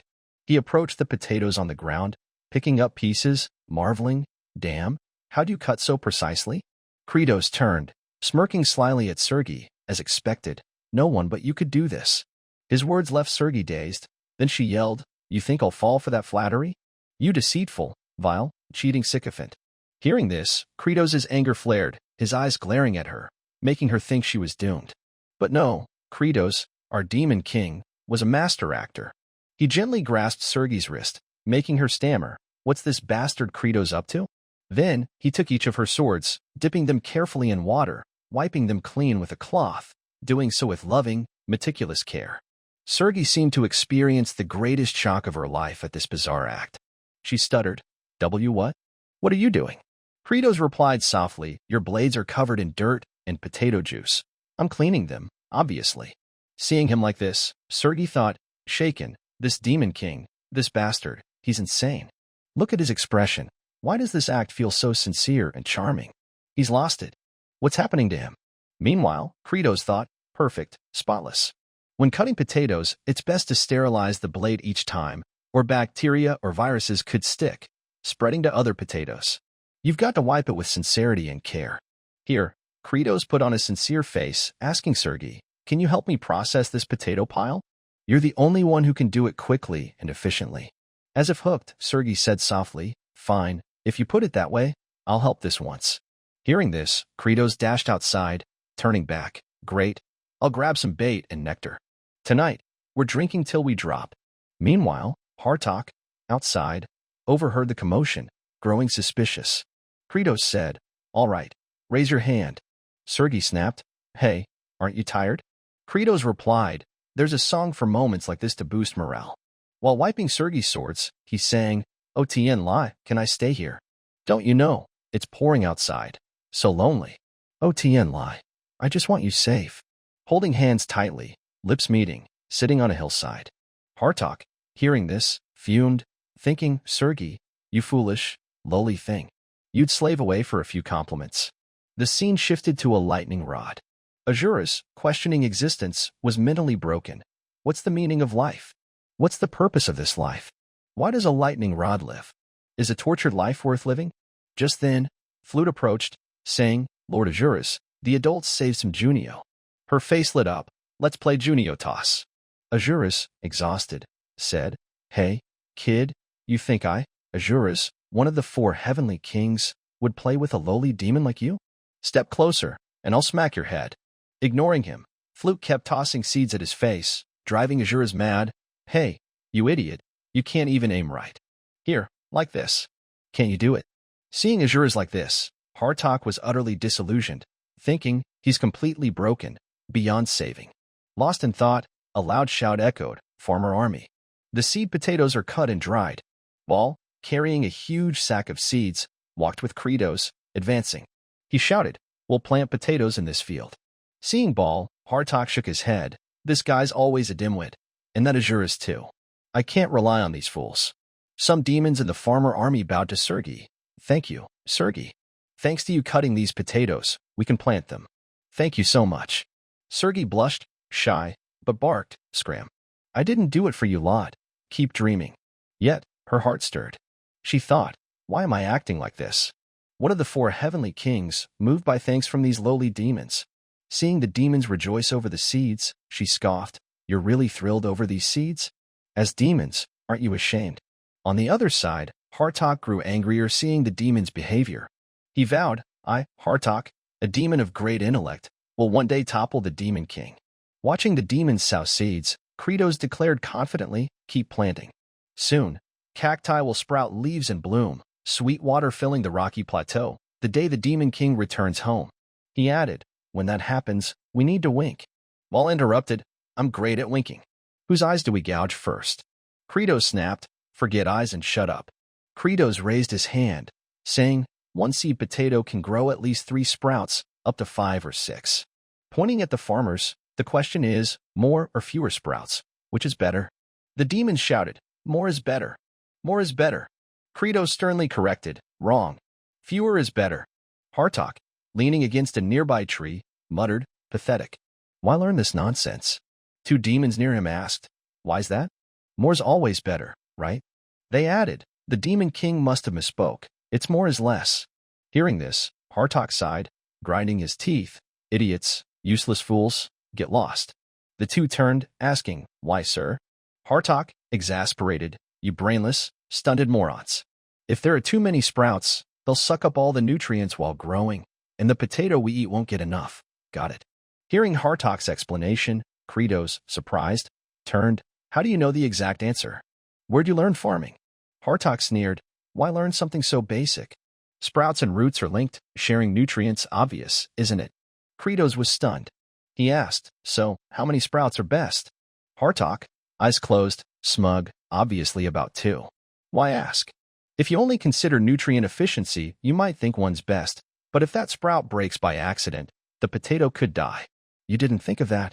Kratos pressed, when they sprout, what's next? Hartok, though annoyed, explained, this is prepared soil for healthy growth, right?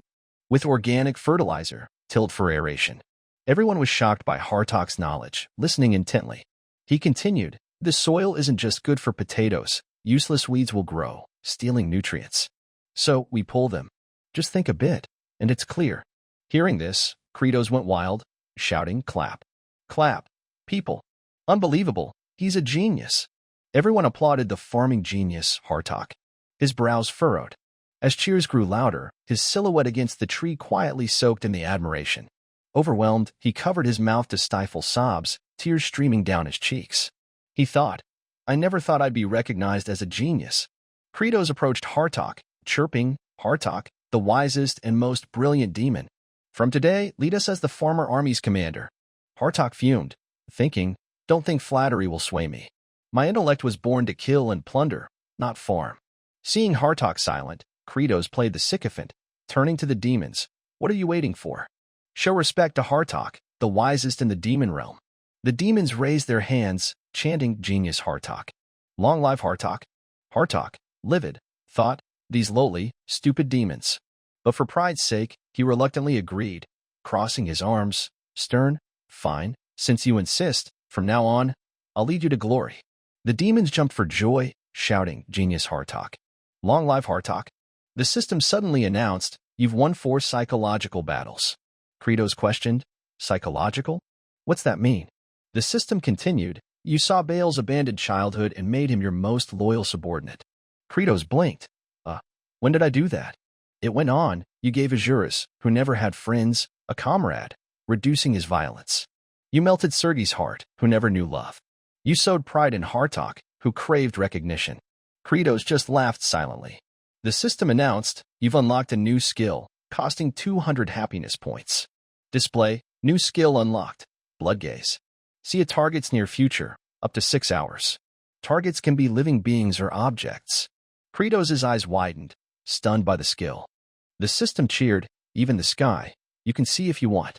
Kratos grinned slyly. Whoa, so I can predict the weather? Scene shift to a village nestled somewhere between the wasteland and human territory, a haven for exiles. A man entered a room, asking, you're fully recovered, right? The other clasped his hands in gratitude. Such a relief. Young Master Elba, the man said. Durio, you've worked hard caring for me. In my next life, I want a healthier body. Durio replied, You know, if there's a next life, I'd want to be rich and become a noble. Elba laughed heartily. Haha, we're all chasing impossible dreams. Elba turned to Kim Chi. Our plan now is to return to the kingdom. Will you join us? Kim Chi's face darkened. I'm not sure. You know, I don't even remember who I am, and I'm not human. He continued. When I first arrived, the villagers were terrified of me. Where could possibly welcome me? The two showed sympathy, but Elba grinned. Maybe try changing your clothes. The three left the room. Durio sighed, seeing Kim Chi still in his outfit, only draped with a cloth. The clothing issue saddened Kim Chi, who thought, I'd love to change, but I can't take it off. It's fused with my body. Before leaving, Elba shook the village chief's hand. Thank you for your help. It's tough being exiled here. When I return, I'll report to the king how you and the villagers aided us. Witnessing this, Kim Chi reflected on himself. He was lost, searching for answers. He didn't know who he was, only following assigned tasks like a robot, his actions steeped in killing. Scene shift to Kratos' farm, where sprouting seeds prompted nearby demons to cheer. Awesome. So cool. The seeds are sprouting. Sergei and Ball were amazed that nearly all planted seeds had sprouted. Flute ran to the lightning rod. Beaming. Lord Azurat, they say the seeds sprouted.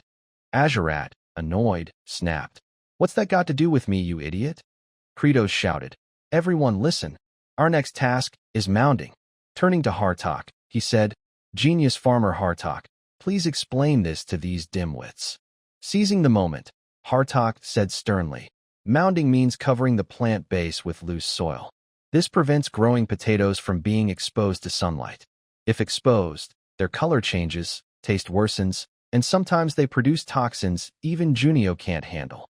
Yes, you could call them tainted potatoes. After explaining, Hartok wore a smug, dignified look.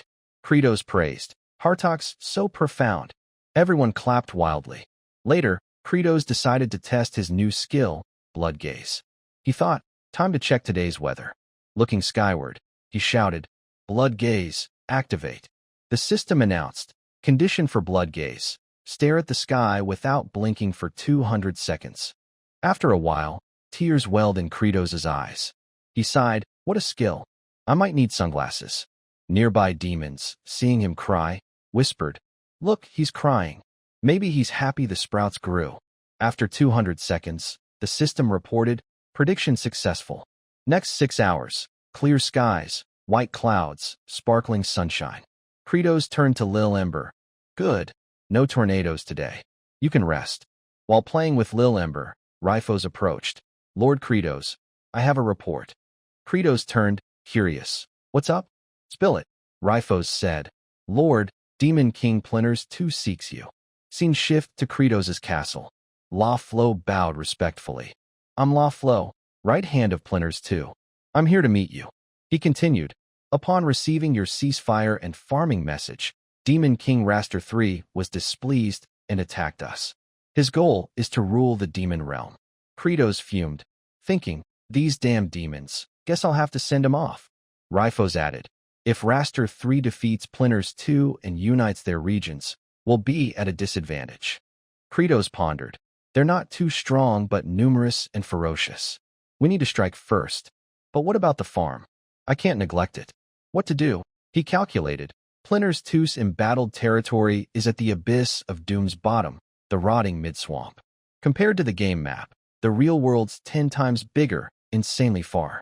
The abandoned well for power upgrades and teleportation in the game would have been perfect, but the one under the demon castle's broken. How can I farm and fight? After a pause, Kratos said, Wait, hold up. 2 seconds later, his sly grin emerged, thinking, Who am I? I'm the Lord of Demons. Why should a demon lord fight himself? Sergei, seeing his expression, snapped. Humph, don't misunderstand. I'm not fighting for the demon lord. Ball roared. I swear I'll do anything for you, Lord Kratos. Kratos thought. All right, Sergei and Ball will go to battle, along with demons bad at farming. Since this is a reverse route from the final boss area, there are cool shortcuts. We can reach the rotting mid-swamp fast. For farming, with me and auto-watering Hartok, it'll be fine. At the rotting mid-swamp, the scene was desolate, flames raging, as if after a brutal battle. Plinters 2 knelt before Raster 3, shouting, "You bastard! How dare you defy the demon lord and plot rebellion?" Raster approached. "Yes, I'm rebelling. But understand, if I don't, our demon race will face extinction." Plinters roared, "Spare me your excuses. Didn't Lord Kratos say we can make this land fertile, have ample food, without fighting humans?" Unfazed by Plinters' defiance, Raster snapped, "That's not the issue." He swung his mace at Plinters. "Our demon lineage takes pride in war. Always has. If you don't share that ideal, die." As the mace aimed for Plinters' head, an axe flew in, blocking Raster's strike. Raster 2 turned, frowning. "2 of the 4 heavenly kings are here." Sergei, sword in hand, stepped forward. "Raster, you're right. We're a warrior race, finding joy and pride in slaughter." She continued, "But since when did we become like this? Why did it come to this? Now I understand. Not killing but saving others might make us prouder." Meanwhile, Flute raced home, flinging the door open. "Dad, hurry to the field." When everyone reached the field, they were stunned. The scene was poetic, serene. Even Azurat, seeing it, teared up. Rifos and Hartok stood together, savoring the joy. Kratos, watching the demons play happily from afar, felt at peace. The demons always dreamed of the demon lord's rebirth, and that day had finally come true. Seeing Kratos approach, the little girl ran over, exclaiming, "Demon King, it's so beautiful. I've never seen anything like it." Kratos bent down, smiling. Across the field, Sergei charged into battle, slashing fiercely. Third King Raster couldn't hold out, screaming in agony. Tyrant Ball seized the moment, retreating to lock Raster's neck in a chokehold. Sergei rushed forward, unleashing a barrage of lethal strikes. "Here," Kratos softly replied to the girl. "Yeah, there's a lot. Those sprouts have all bloomed." "Over there," Third King Raster yelled in panic. Wait. You said killing's nothing to be proud of, that we should save people. Why act the complete opposite?" Sergei paused briefly. "Well, yeah. But you know, some have to die so others can live." With that, she resumed hacking at him. Raster wailed in torment. "Arg, I don't get a damn thing you're saying." "Here," Kratos barked orders. "All right, pluck all those useless flowers for me. Hurry up." His words shocked the farming demons and the girl. Azurat jumped up, cursing first. "Arg, cold-blooded demon king. I'll never forgive you." Hartok wiped sweat, muttering to feel moved by this scene. As expected of the demon king, he quickly commanded, "What are you standing there for? Pluck those flowers clean." Azurat raged again. "Arg, you dog. You bastard." The farming demons obeyed, but trembled, tears welling, gazing at the flowers in their hands as if they had life, wanting to cry. They pounded the ground, wailing, "We can't do it, Captain. We planted them ourselves." For the first time, something so beautiful bloomed on this land. Hartok explained rationally, "Obviously, if left like this, sunlight's nutrients will be drained to feed flowers and seeds. Don't you get it? This is the Demon King's ultimate strategy to channel all nutrients to the potato's growth." With no choice, the demons complied. Each flower they plucked brought immense pain. But Kratos laughed savagely, "Ha ha ha. I can hear the potatoes growing from here." The anguished demons sighed, truly the Demon King, finding joy in destruction. That evening, inside the castle, Sergei and Tyrant Ball returned, dragging the bound Third King, reporting, "Raster's been captured." Kratos, seated high, questioned, "See the consequences of rebelling? Even the first Star King was defeated. What could you achieve?" Raster remained defiant, "Kill me.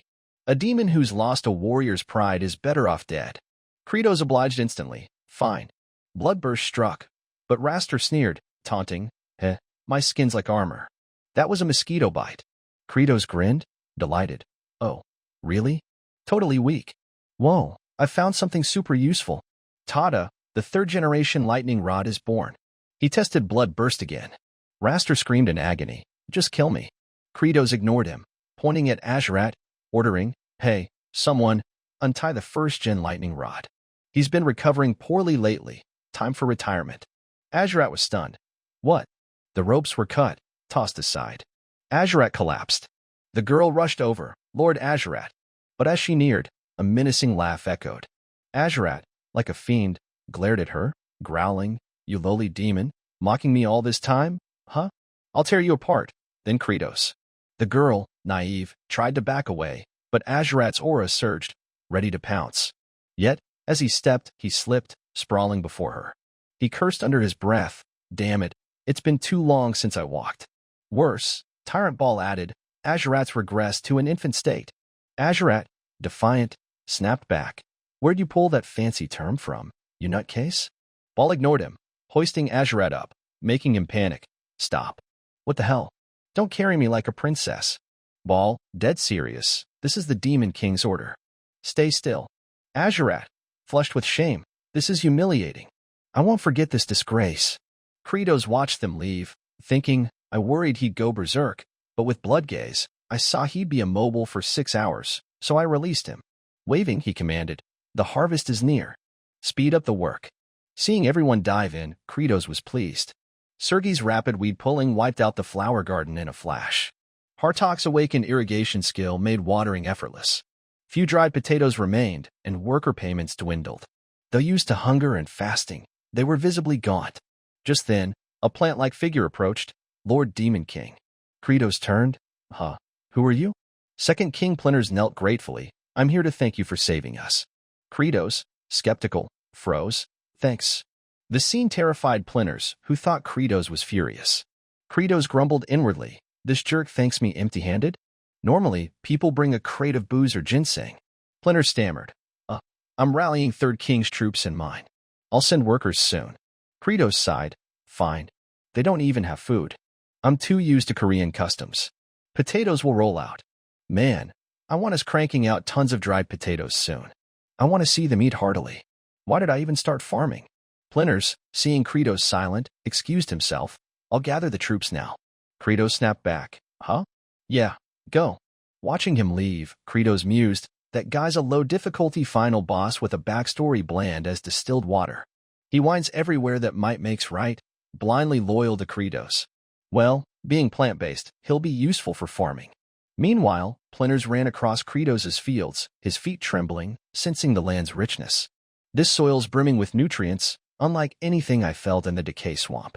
As a seedling, my land had no sustenance to keep me alive.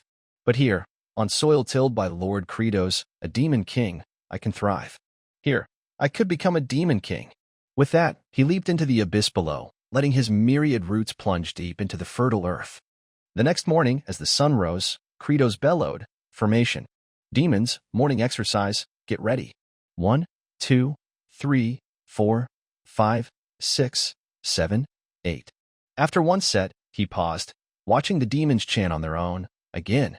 1, 2, 3, 4, 1, 2, 3, 4. Kratos switched to another routine. 1, 2, 3, 4. He marveled inwardly. At first, this lot was a chaotic mess, but now they follow my commands perfectly. Demon physique is something else. They keep up even with sudden orders. He shouted, "Roll left. Roll." The demons complied instantly, not missing a beat. He continued, "Roll right. Roll." He drilled these exercises because basic stamina was essential for grueling farm work. Now they'll train on their own without me forcing them. Just then, Tyrant Ball rushed over, yelling, "Demon King, big trouble. The potato leaves are all turning yellow." Kratos, unfazed, headed to the farm. Every potato leaf had yellowed. Hartok stood pondering, clueless on how to fix it. Zephyr squinted, muttering, "I knew it. Is this too much after all?" Sergei looked down, dejected. Hartok grumbled, "Even I don't know this sign. Not enough wind or water. TCH, what was I expecting from farming? Foolish." Seeing Kratos approach, Zephyr asked urgently, "Demon King, what's this?" Kratos stayed silent, crouching to inspect a potato row. Without hesitation, he yanked a plant, revealing roots laden with tubers. The sight stunned Hartok. "What?" "Pale, but huge. Double, no, triple the size of the original potatoes." Kratos' face darkened. "Should I say the potatoes have awakened? They've drawn nutrients from the leaves to grow bigger and tastier. You all worked hard. You've grown them right." They sighed in relief, eyes teary, too emotional to look up. Later, inside the Demon King's castle, Kratos reclined, staring at the ceiling. Familiar voices echoed in his mind. You did it. You grew them. Oh my, the cherry tomatoes are fruiting well. My dear Credos, you did great. The scene shifted to the day his grandmother was taken away. Credos, returning from school, rushed over but only caught her on oxygen, being wheeled off. His mind went blank. Sleepless nights followed. Pointless thoughts. Damn it, as a logical guy, I won't let emotions sway me. Soon, we'll have enough potatoes for everyone. But I can't let my guard down.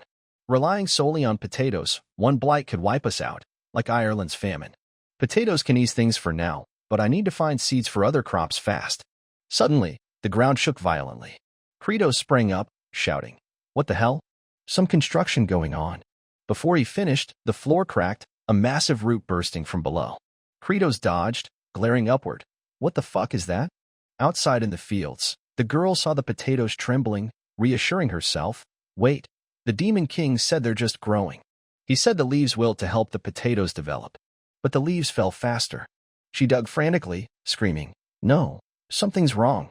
Something was off. She pulled a plant with only a stem, no roots, stunned, no potatoes. Our potatoes.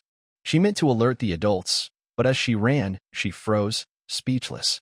The Demon King's castle was ensnared by roots. Credos, limbs bound, was hoisted into the air. Second King Plinters' giant face emerged, sneering, You look like vermin, Demon King Credos. Credos jolted, You Plinters. Plinters laughed smugly. The fertile land and nutrient-rich potato fields you created, Demon King, made me this strong. Credos, dumbfounded, glanced at the ravaged potato fields. He couldn't hold back, snarling, You bastard. What did you do to our food? Plinters mocked, Got your balls yet? What can you do now? The roots flung Credos skyward, slamming him into the ground. The force was too much. He spat blood. Roots spread everywhere, sending the demon generals fleeing. Run. Save yourselves. Tyrant Ball, defiant, wanted to charge. Let go. I must save the Demon King. Others struggled to hold him back. Are you mad? We're still alive. No way he's down. Get over here. But Ball roared. No. He's too weak. I realized when I carried him. He's really weak. Across the field, debris rained down. Credos, buried under rocks by Plinters, sank into darkness. The scene left the four great demon generals stunned. Zephyrd, shocked, Is that Plinters? Second King, having dealt with Credos, turned and roared, Listen, you demons. Credos is dead. The demons froze, disbelieving, rooted in place. Little Bone Jelly wept in anguish. Second King's voice boomed. By the ancient demon law, strength is power. From this moment, I am the Demon King. Kneel before absolute authority. Hartok, irritated, thought, I figured Plinters absorbed all the soil's nutrients. Credos is dead. The strongest here is Plinters. Demons bow to the mightiest. They reluctantly knelt. Sergi, lips pursed, unwilling, but her knees bent in submission. Together, they shouted, We pay respects to the new Demon King of this land. Zephyrd stood rigid, glancing at them. Azurat yelled, What are you doing? Zephyrd, kneel. Zephyrd gritted his teeth, reluctant, but knelt. Second King relished the moment, looking down at them. Zephyrd, furious, tears streaming. Meanwhile, Credos sank into memories. He wanted to play hide-and-seek with his mother. No game today? This is that day. Am I dreaming? Credos, close your eyes tight, count from 1 to 10, then find Mommy. Yes. 5, 6, 7, 8, 9, 10. Mommy, where are you? I can't find you. Mommy, come out. I'll count to 10 again, okay? You have to come out at 10. 8, 9, 10. Mommy, I counted to 10. I'm done, Mommy. Just then, the system flashed. Kim Credos, wake up. Credos, bloodied face, groggily opened his eyes. What? Did the system just call my name? Hey, system, where am I? Am I dead? The system displayed, move. If you can move, you'll live. Credos, helpless, slumped. Use a quantum jump glitch? No way. I can't budge a millimeter. There's no space to move. My hand can move. I'll dig, bit by bit. 1, 2, 3, 4, 5, 6, 7, 8, 9, 10. 1, 2, 3. 9, 10. His voice echoed in the dark. Outside, Second King bellowed. Zero, step forward. Zephyrd approached respectfully, Sir. With utmost loyalty, I greet the Demon King. Second King ordered, Record this grand first step clearly. From now, our demon race will invade humans. We'll crush them and turn them into livestock for meat. The demon generals fell silent, sighing, back to square one. Well, it's fun. I can fight and kill freely now. Demons have always lived like this, as long as we're fed. But why does this make my blood boil? In the abyss, counting continued steadily. 6, 7, 8. Credos grew frustrated. I can't breathe. I can't breathe. Outside, second king rallied. Demons, take up arms. We marched to war. The demons stayed mute. Zephyr, lips tight, looked up, objecting. Lord Demon King, we can't march yet. Second king glared down. The generals tensed, looking up. Zephyr reported clearly, our only food now is a few small potatoes. With that, how can we wage war? This left second king speechless, snapping, you idiot. We have enough food. As he spoke, a small root shot out, swiftly wrapping around the little girl, hoisting her up. Her father screamed in anguish. Azurat looked up. Second king ignored them. Aren't there plenty of weak, useless demons to eat? The girl screamed in terror. No, we're not like that anymore. We can live without eating each other. Our Demon King. Demon King Credos said he'd make it happen. Mid-sentence, second king's glare silenced her. The root released, dropping her into the dark abyss. Below, Credos stopped clawing, exhausted. My heart's slowing. If I die, they'll starve. He rasped, blood strike. Credos hit himself, jolting his heart. Despite the pain, he refused to give up. I can't stand seeing anyone go hungry. His hand regained feeling, clawing again. 1, 2, 3, 4, 5, 6. Outside, second king glared down, only to see the girl saved by Azurat, cradled in his arms. Beneath the earth, Credos struggled to escape. He used shock pulse again to stay conscious, digging while screaming internally, too hard. This is too damn hard. His hand clenched. How much further? Am I even going the right way? Exhausted, he collapsed. Will what I'm doing even work? Above ground, everyone sweated as Azurat risked his life to catch the girl, cradling her. Second king Plinters loomed, snarling.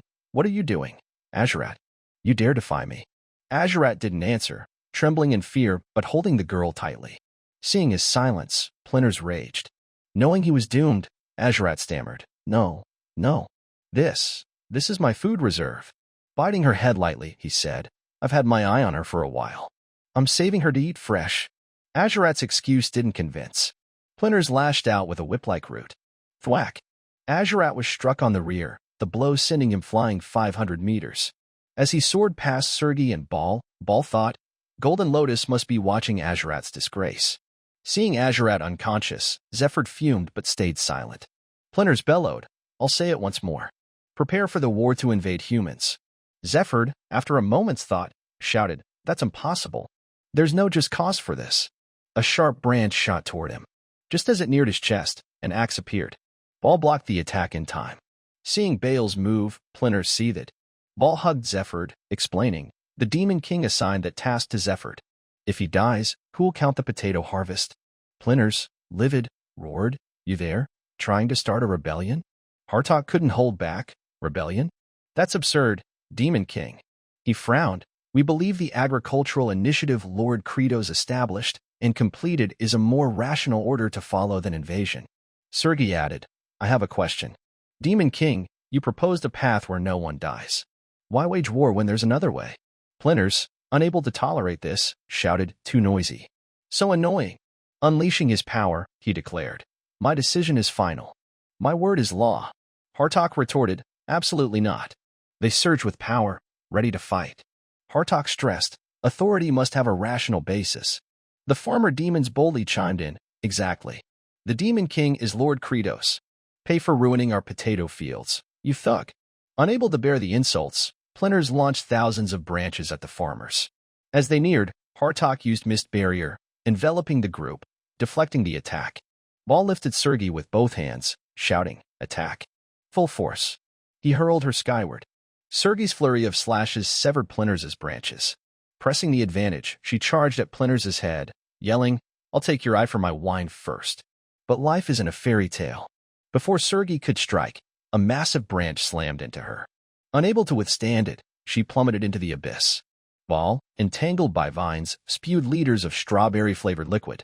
Hartok fared no better, crushed under Plinters' giant bulge, gasping for air. Splinters roared, "How dare you challenge the Demon King? Die. All of you must die. Only death will make you realize I'm greater than that pathetic Kratos." Splinters' branches whipped wildly, sending farmers flying. He continued, "You call him our Demon King? That cowardly wretch died without a whimper." Nearly everyone was knocked out. Splinters swung a massive branch at Zephyr, shouting, "What's so great about him? What makes Kratos better than me?"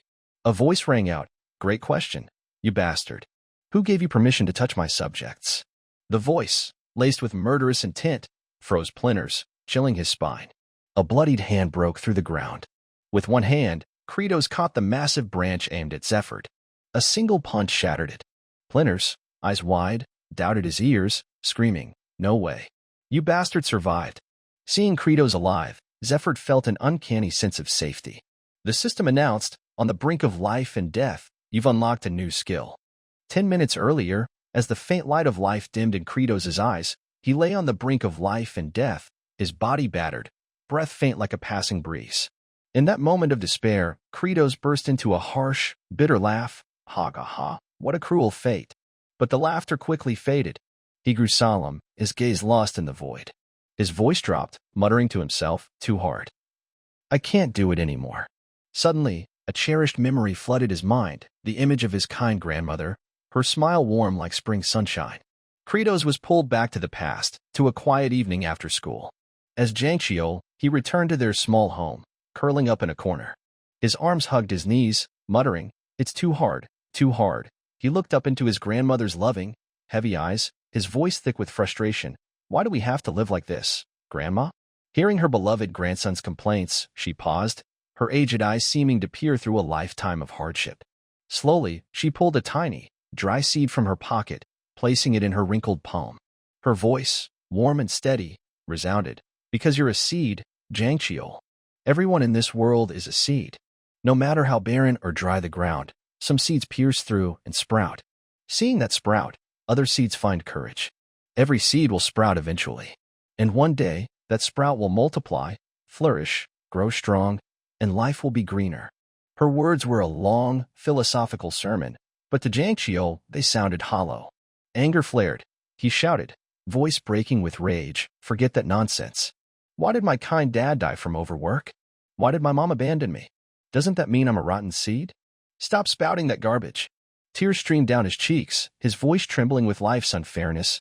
"I'll only care about myself, like Mom. I'll succeed, eat, and survive alone." Time passed, and that memory seemed buried until Jiangxiol learned his grandmother lay dying, her breath faint like a flickering lamp. He rushed to the hospital, legs weak, heart-wrenching. Seeing her, tears poured like rain. Despite her frail state, she whispered lovingly, "Jiangxiol, my dear, we're all seeds." Hearing this, he sobbed uncontrollably, tears mixing pain and regret. He realized he'd lived selfishly, wasting precious time with her. Back in the present, on the edge of life and death, Kratos clenched his teeth, eyes blazing with unyielding fire. He triggered blood surge on himself again, his heart pounding as if to burst, clinging to his last breath. A cold voice echoed in his mind, "System alert. Kim Jiangxiol, you've endured the pain of death and rebirth. Your will and spirit have surpassed limits, unlocking a new system. Mana Seed system unlocked." Kratos froze, muttering, "Mana Seed? That's not in the game." The system continued, "Reward for 3 successful revivals. Your Mana Seed starts at level 3. The Mana Seed amplifies all stats by a fixed multiplier. Level 3 enhancement rate is 1.3x. Staring at the system panel, Kratos' eyes narrowed. He murmured, "All stats up 30%. Can I escape with this?" The system added, Mana Seed system optional skill, Nutrient Focus. Nutrient Focus concentrates all stats into one attribute, usable once daily for 10 minutes. Reading this, Kratos' eyes lit up, a spark of brilliance flashing through his mind. He scanned the panel. Stamina, will, strength, agility, mana, all up 30%. He roared, "Activate Mana Seed." Instantly, in the suffocating darkness, a glimmer of hope shone, like a flame igniting in the night. System alert. Mana Seed activated. Stamina, 39%. Will, 39%. Strength, 39%. Agility, 39%. Mana, 39%. Kratos gritted his teeth, shouting, "Nutrient Focus," into strength. His stats shifted rapidly. Stamina, 21%. Will, 23%. strength 94%, agility 21%, mana 22%. But he sensed it wasn't enough to break free from the Earth's grip. He growled, all in. System alert, stat adjustment, stamina 10%, will 10%, strength 155%, agility 10%, mana 10%. His body surged with energy, muscles exploding with power. He pushed against the ground, hauling himself upward. On the surface, in a desolate area, the earth split open. A bloodied arm emerged, then Kratos' towering figure, eyes burning like torches. Before him stood Plinters, a colossal enemy like a living mountain. Plinters gaped, roaring, Kratos, you survived down there? Kratos smirked coldly, voice dripping with disdain. Did I leave my face on display for you to miss, you mutt? Seeing the Demon King's return, the crowd erupted, chanting, Demon King Kratos lives. Our Demon King is back. The harvest thrives because of him. Their shouts echoed, Golden Harvest thrived because of him. A tiny dragon zoomed forward, crying, Papa, Papa. It nuzzled Kratos, tears glistening. Hartok, struggling on the ground, looked up, sighing in relief, thinking, what a relief, but Sergei, battered, worried. Plinters is too strong, Ball, leaning on Plinters' vines, thought, Demon King, can you win? Plinters sneered, this is better, Kratos. Right here, right now. I'll kill you, and all your minions. Kratos locked eyes with him, resolute. No, you won't touch a single one of us. He thought, no matter how big he is, his movements are like in the game. If I account for wider attacks, I can dodge. And my trained farmers aren't pushovers. He shouted, everyone, line up behind me. Prepare to drill.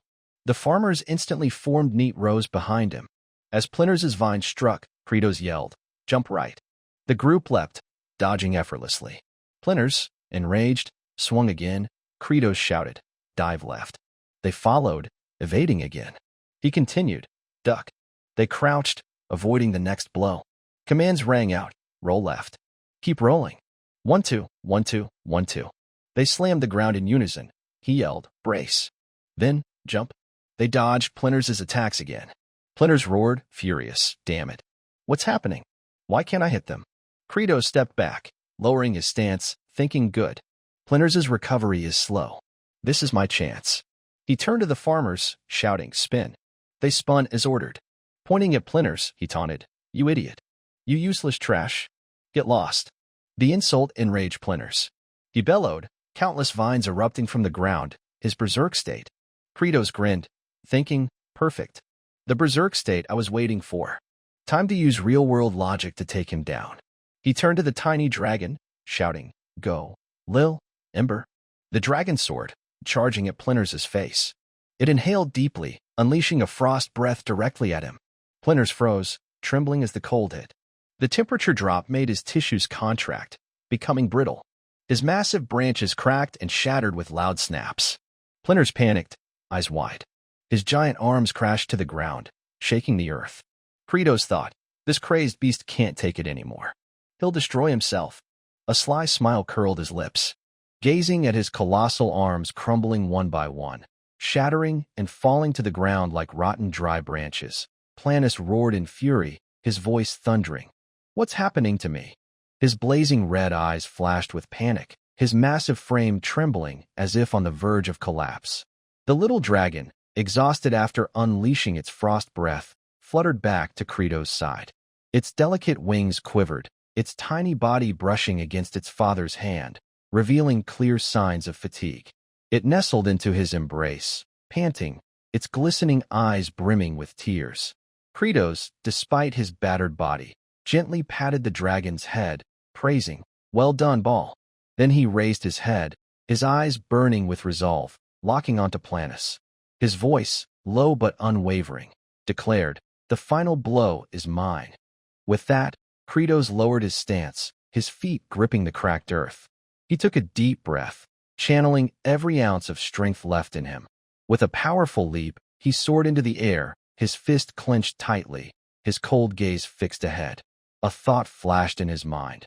The tree's weakness, it's the wooden hollow in his chest. Fueled by that resolve, Kratos charged, delivering a devastating punch to the wooden hollow on Planus' chest.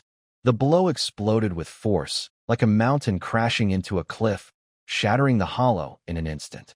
A massive crack spread across Planus' chest, as if his entire body was being torn apart. Planus let out a deafening scream, his pained cry shaking the air. His enormous body began to disintegrate, chunks of bark raining down like a storm. Watching the scene, Zephyr, clutching the little dragon and young flute, looked up, his eyes sparkling with hope. He whispered, "The Demon King, he's won." But at that moment, a cold system notification echoed in Credo's mind. The duration of nutrient synthesis has ended. His body suddenly lost its strength, plummeting to the ground like a kite with its string cut. Gritting his teeth, he braced himself with his hands to avoid collapsing, his breaths ragged. Meanwhile, Planus, though his body was falling apart, continued to unleash chilling roars. His fiery red eyes slowly closed, then shut completely, like a final flame snuffed out.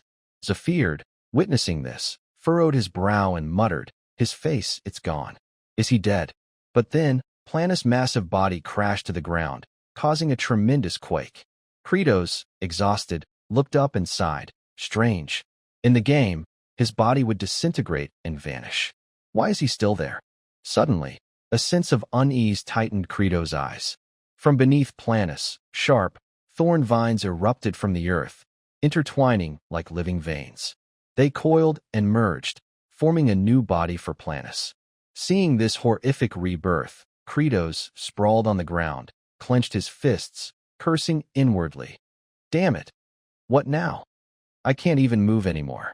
After a grueling reformation, the vines and branches fused, creating a complete body for Planus. He stood towering, his eyes blazing with madness. The crowd of peasant soldiers gritted their teeth, their faces pale with fear. Planus glared at Credos, his voice low but commanding. I absorbed a vast amount of nutrients at the brink of death. I focused a fraction of my power to forge this body. He stepped closer to Credos, continuing, I was once a seed cast into a rotting swamp. I grew into a cursed sprout. And now, having absorbed the power of the Demon King's domain, my mission is to drown this world in poison. He swung his arm, launching a devastating punch toward Credos, roaring, Die, Credos! Just as Planus' massive arm neared Credos, Ball charged forward, swinging his giant axe at Planus' head. The strike was powerful but left only a small scratch on his neck. Ball gritted his teeth, stunned by the enemy's resilience. Planus spun around, swiping his arm, and sending Ball flying dozens of feet, crashing to the ground in a cloud of dust. Sergi, without hesitation, drew her sword and charged. She unleashed a flurry of sharp slashes at Planus' neck, but he stood unmoved and scathed. He turned, landing a brutal punch to Sergi's stomach, making her scream in pain and collapse, clutching her wound. Hartok, diving from above, clenched his fist and struck Planus' neck with force. But the attack only startled him, causing no damage. Planus whirled, grabbed Hartok's head, and slammed him into the ground, bellowing, You wretched fools! It seemed their attacks were futile, but suddenly, countless tiny tears appeared on Planus' neck, causing his head to dangle. Azurat, standing behind, narrowed his eyes, then widened them, shouting through gritted teeth, May the harvest be bountiful. He charged, swinging his sword with a mighty slash at Planus' neck. The blade cut cleanly, severing his head, which rolled to the ground. As Planus' head detached, his body began to dissolve, turning into shimmering dust in the air. The remaining vines faded, carried away by the wind. His colossal form vanished, leaving a silent void. Above, tiny green specks of light, nutrients Planus had absorbed, hovered, slowly drifting down, returning to the earth. Credos, utterly spent, exhaled in relief, muttering, Those guys, they finished him. Everyone, from Ball, Sergi, Hartok, to Azurat, had fought to their limits to defeat Planus. Zephyr stepped forward, his voice solemn. Regarding the aforementioned acts of treason, I hereby confirm and record the victory of the Demon King's army. Hearing this, Hartok, despite his trembling body, raised his hand high and shouted, Demon King Credos. The peasant soldiers joined in, roaring in unison, Demon King Credos. Golden Harvest Credos. Their cheers echoed, as if tearing the sky apart. But Credos, his body broken, gritted his teeth, and struggled to stand. He bellowed, "Stop!" I said stop. His commanding voice silenced the crowd, plunging the air into suffocating stillness. He glanced at the potato field before him, now a desolate wasteland devoid of life. His eyes narrowed, heavy with thought. He bowed his head, lamenting, the whole field ruined. We'll have to start over. The thought pierced his heart. Will they go hungry again? After all that effort, do we really have to start from scratch? He clenched his teeth, blaming himself. No way. I can't let them toil like that again. Those around him watched in silence as Kratos kept his head bowed, as if searching for answers amid the wreckage. Suddenly, the green specks of light floating above began to descend. When one touched a withered leaf on the ground, the leaf trembled, as if infused with life. A new surge of vitality spread, filling the air with hope. A sudden memory flashed back in a damp, dark prison cell. Amid the hollow, exhausted demons worn down by life's harshness, a thought emerged in a young boy's mind. I just heard from that livestock overseer. He said the new demon king was appointed just a few days ago, right? The small, scrawny Zephyr, clad in tattered rags, huddled in a corner of this prison. His eyes vacant, he stared blankly in thought. So what? No matter who the demon king is, we're still just livestock. At that moment, a burly demon guard suddenly appeared behind the iron bars. His eyes gleamed fiercely, his mouth huffing heavily, startling and terrifying the prisoners. The demon guard jammed the key into the lock of the cell door. As soon as he nudged the iron door open, the wretched demons inside erupted into chaos, scrambling backward in panic. Screams of fear echoed everywhere. The demon guard suddenly halted, puzzled, looking downward. There sat the stubborn little Zephyr, frozen in place in utter despair, in stark contrast to the writhing mass of terrified bodies crowding behind him. The demon guard stared at him, then let out a heavy sigh. Zephyr remained rigidly still, like a statue. The demon guard abruptly grabbed him by the collar, yanking him up. He hoisted the tiny Zephyr high, his hand gripping a massive blade. Yet, despite the guard's savage actions, Zephyr showed no trace of childish fear, maintaining an utterly emotionless, soulless blankness. Seeing this demeanor, the demon guard grew irritated and swung the blade. As the cold steel was about to cleave the boy's frail body in two, Kratos appeared out of nowhere, clamping his hand tightly around the guard's head. Without a word, he coldly snapped the head from its neck. It was effortless, like plucking a small weed, but the force was so immense that the guard's massive body toppled backward. Zephyr was flung far away as well. Kratos casually tossed the useless head aside, letting it roll like garbage. He stood before Zephyr, his towering figure casting a shadow over the boy's emaciated form. He spoke, "Little one." Kratos narrowed his eyes at Zephyr, asking coldly, "Why didn't you tremble and beg for mercy?" Zephyr met his gaze directly, responding with complete calm, "Because I'm not scared. In fact, I feel relieved." The boy bowed his head to the ground, wearily continuing, "No matter how much I struggle, livestock has no path to survival. My best choice is to shorten the time spent trembling in fear, waiting for death. That's what I believe." Kratos, hearing this, smirked with amusement and praised, "You're different from the rest." Then, abruptly, he commanded, "Come with me. I appoint you as the new historian chronicler for the demon race." Finishing his words, Kratos turned away, not bothering to check Zephyr's reaction, and added, "It'd be a waste to let someone like you get eaten. We'll still have to eat demons like livestock for a while longer." The small Zephyr scrambled to his feet, staring blankly at Kratos's broad back. In that instant, Kratos made a declaration that the boy would likely never forget for the rest of his life. But one day, I, Demon King Kratos, will end the tragedy of devouring my own kind. The young Zephyr's foolish gaze followed Kratos, no longer hollow and empty, but ignited with a brilliant spark. The light of faith, hope, and fierce vitality. The small memory segment ended there. Back to the present, Zephyr was also staring dazedly at Kratos. His demon king lay prostrate on the ground in despair, helpless and self-blaming for failing to save the fields, the efforts, sweat, and tireless labor of his subjects. Zephyr pursed his lips tightly. Without a word, he turned away, his back to Kratos. Slowly, Zephyr bent down to pick up the hoe from the ground. This action left Hackban and so staring in bewilderment. Zephyr offered no explanation to anyone, nor did he console Credos with a single word. He simply swung the hoe to till the soil, under the astonished gazes of everyone. Hackban furrowed his brow deeply, silently watching him for a long while, then turned to the farming corps with a stern expression. He bellowed loudly. "Farming corps, what are you all standing around stunned for?" Deliberately putting on a fierce face, he barked gruffly. "Get your hands moving. Level the ground and start forming the ridges." Yet Flute and the rest of the farming corps showed no fear, instead surging with determination. They all raised their hoes high and charged toward Zephyr, who was tilling alone, with fiery zeal. Their fervent reaction left Credos momentarily stunned. He watched in bewilderment as the farming corps hoed the soil with passionate vigor, singing joyful, radiant songs. "Let's get to it. Up, up, up, up. Where are my comrades? Let's rise and work. The plowed earth is our earth." The plow follows us slowly. Ridges emerge under the hoe. Our sweat falls like rain straight to the sea. Up, up.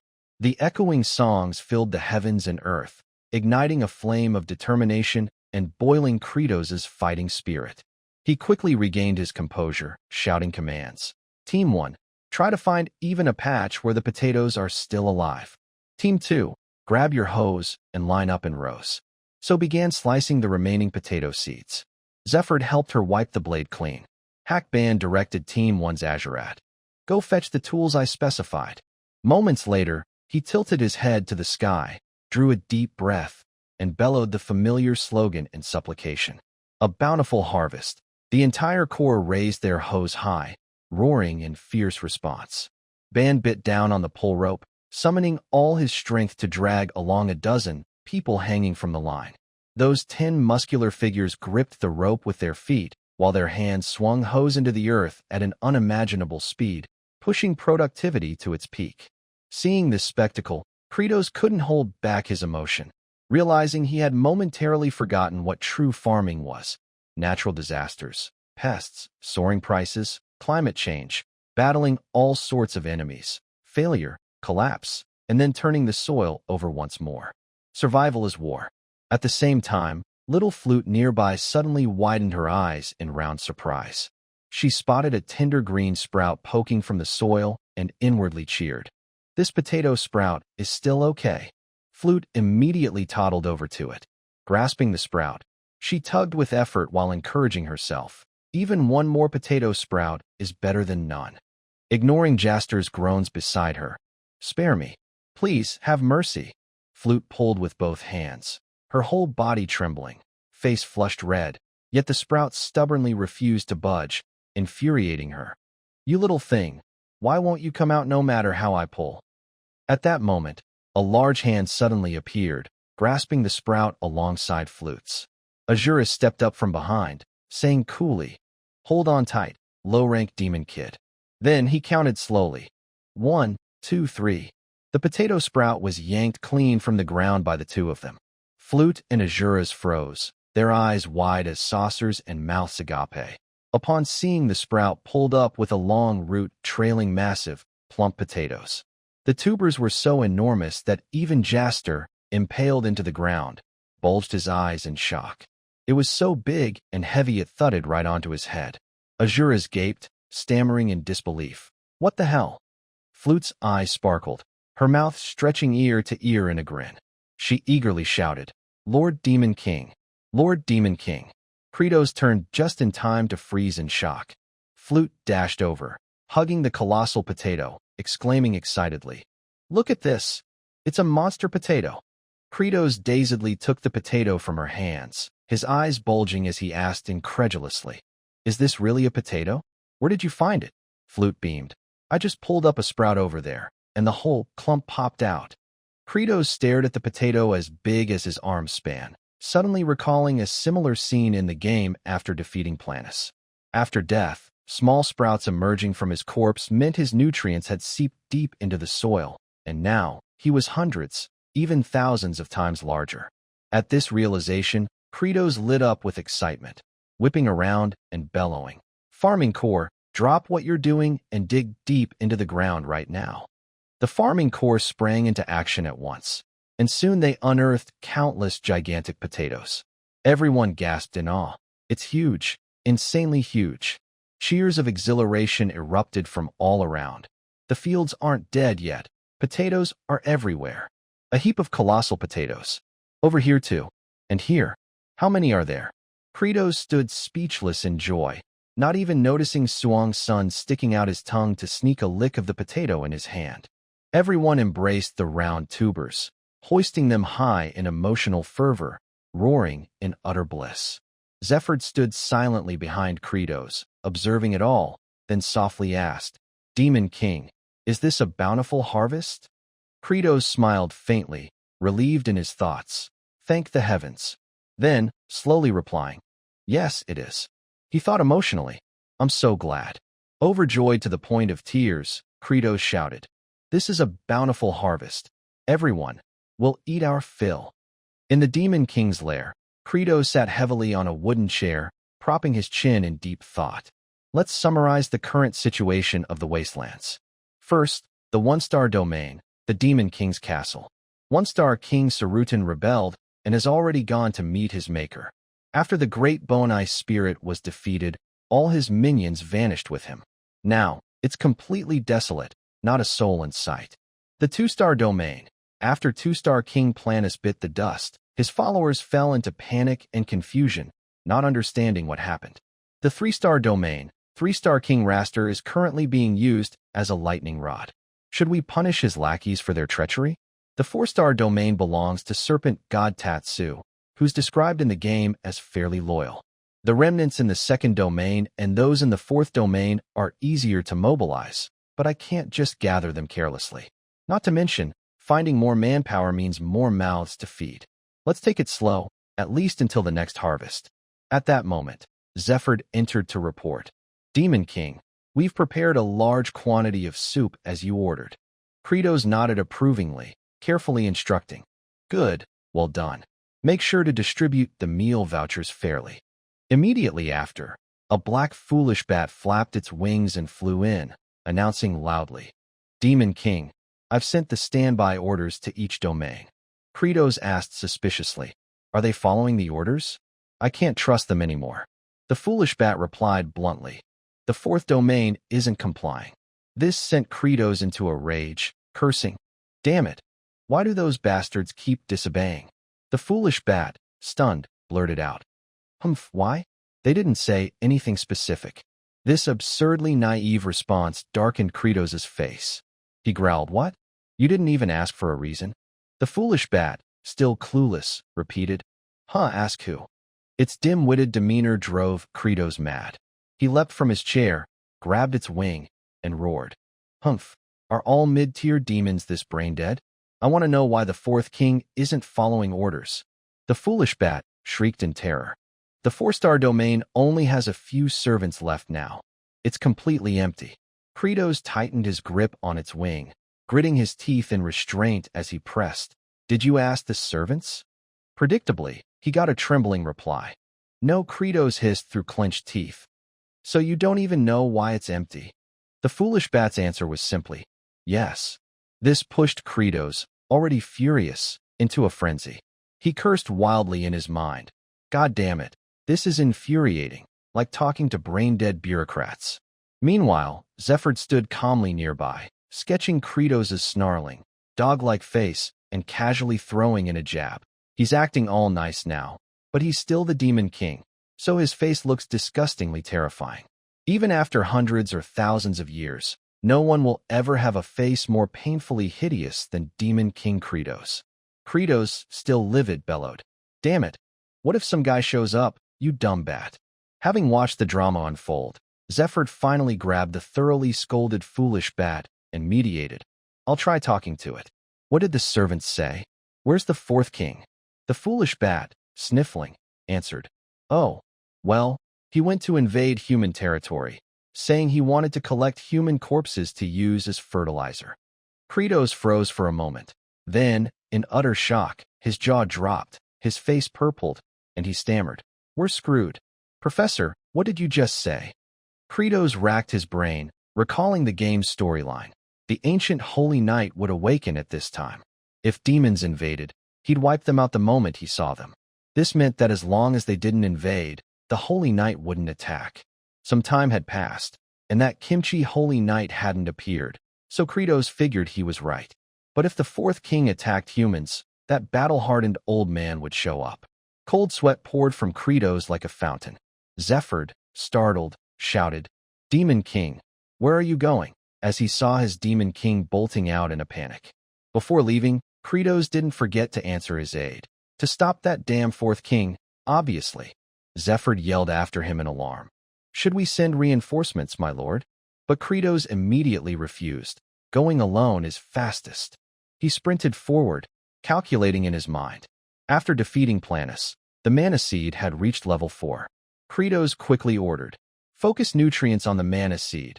Pour everything into agility, reducing all stats like endurance, mental strength, physical strength, and magic by 10%. Channeling the remaining nutrients into agility boosted it to 160%. Kratos had only one thought. Use any game glitch, any shortcut, anything possible, as fast as possible. Soon, he reached the desolate demon wasteland, not far from the Tower of Life. The Holy Knight's tomb, the unclaimed land where Kimchi met Envoy's group and the village of the exiled, where they had taken refuge. Just a bit further down was the border between humans and demons, Margrat Fortress. At the same time, atop a towering stronghold, soldiers at the gate peered through binoculars, suddenly exclaiming, "Huh? What's that?" "It's Envoy Azrahan. Envoy Azrahan has returned. Where are all the soldiers? Why's only that ugly aide here?" And an unfamiliar group stood below the gate. A burly man with gray hair immediately greeted them. "Thank you for your efforts, Lord Azrahan." Margrat Fortress's commander, Wolkos, cautiously asked, "Where are the soldiers sent with you?" Azrahan sighed heavily and replied, "We encountered a group of monsters on the way. We didn't even get close to demon territory." Wolkos bowed his head, his voice filled with regret. His Majesty's order to explore demon lands is a special, recurring mission, but it always comes with sacrifices. They were fine warriors. Now, please come inside and rest. Azrahan responded politely. "Thank you, Commander Wolkos." Wolkos stepped back to let Azrahan and his entourage enter. But when Kimchi stepped forward, Wolkos swung his sword to block him, saying coldly, "Not you." This stunned Azrahan and Dion, who had just entered, causing them to turn back. Kimchi, shocked, glared, his face hardening, startling the group. Azrahan hurriedly stepped between them, explaining, "This is someone we met in the unclaimed land. He saved me when I was injured." But Wolkos remained unyielding, replying coolly, "Have you forgotten, Lord Azrahan? Only those who leave through this gate may return." Dion also stepped forward to mediate. "Oh, come on. I think there's been a misunderstanding." He suddenly reached into his pocket, flashed a charming smile, and discreetly offered a few gold coins, whispering, "I'm not asking to get in for free." But Wolkos, upright as steel, slapped him, sending him crashing to the ground with the coins scattering. Wolkos angrily berated him. "You crude, ugly potato head, inside and out. Your descendants' will live just like that." Dion, with a massive handprint on his face, teared up in humiliation. After dealing with the potato head, Wolkos pointed his sword at Kimchi's face, commanding sternly, "You, take off your cloak immediately. If anything's suspicious, you'll be executed on the spot." Azrahan, hearing this, panicked, screaming internally, "No way. Whatever he's wearing under that cloak is 100% hideous." Kimchi didn't react to Wolkos, only silently watching Dion, who was clutching his face on the ground. At that moment, a sudden wave of killing intent radiated from Kimchi. Wolkos, alarmed and on guard, thought they were about to fight, but a trumpet blared loudly, accompanied by soldiers' frantic shouts. "They're coming! They're coming!" Right at the fortress gate, a formidable demon army was advancing, causing everyone in the stronghold to scream in panic. "Demons! It's the demons!" Leading the army was the fourth king, Tatsu. Wolkos abandoned his focus on Kimchi and rushed inside, shouting, "Get into battle formation! Battle formation!" Kimchi stood dazed, looking ahead and thinking, a demon. At that moment, an evil spirit holding a controller laughed maniacally, ordering, "Kill them," leaving Kimchi stunned. Meanwhile, Kratos was sprinting forward. He clenched his jaw, chanting silently in his mind, "Please, please, please. Don't attack, don't attack, don't attack." The wretched demon king Kratos wailed in agony along the endless road. The entire demon race is going to get wiped out. The demons in the fourth king's army were frantically ramming a massive pointed wooden stake into the human fortress's gate. A command rang out, "Prepare to fire," directing all the soldiers atop the walls to unleash a volley of arrows. A torrent of sharp projectiles rained down, piercing the demons' flesh and sending them collapsing to the ground. The demon army wasn't to be underestimated either, hurling massive boulders at the fortress, causing soldiers to topple continuously. The ferocious demons surrounded the gate, their pointed wooden stake already cracking it. At the same time, Kimchi, Azrahan, and other civilians were huddled in a shelter. Listening anxiously to the booming sounds from outside, Kimchi furrowed his brow, thinking solemnly, "I was about to charge into battle on instinct. Maybe the memories of slaughter from my 19 past lives keep replaying, as if controlled by the hand of fate. They're forcing me to fight again. If Count Azrahan hadn't held me back, I'd have fought like it was natural, without knowing my own intentions. But everyone here is trembling in fear. In times like these, I really have to fight." At that moment, a deafening crash echoed as the gate was smashed, distorted by the wooden stake, sending the soldiers inside into a panicked scramble. Azrahan's face paled, while Dion screamed in terror, "The castle gate! It's down!" The gate teetered and collapsed. The demon army flooded into the fortress, roaring with excitement.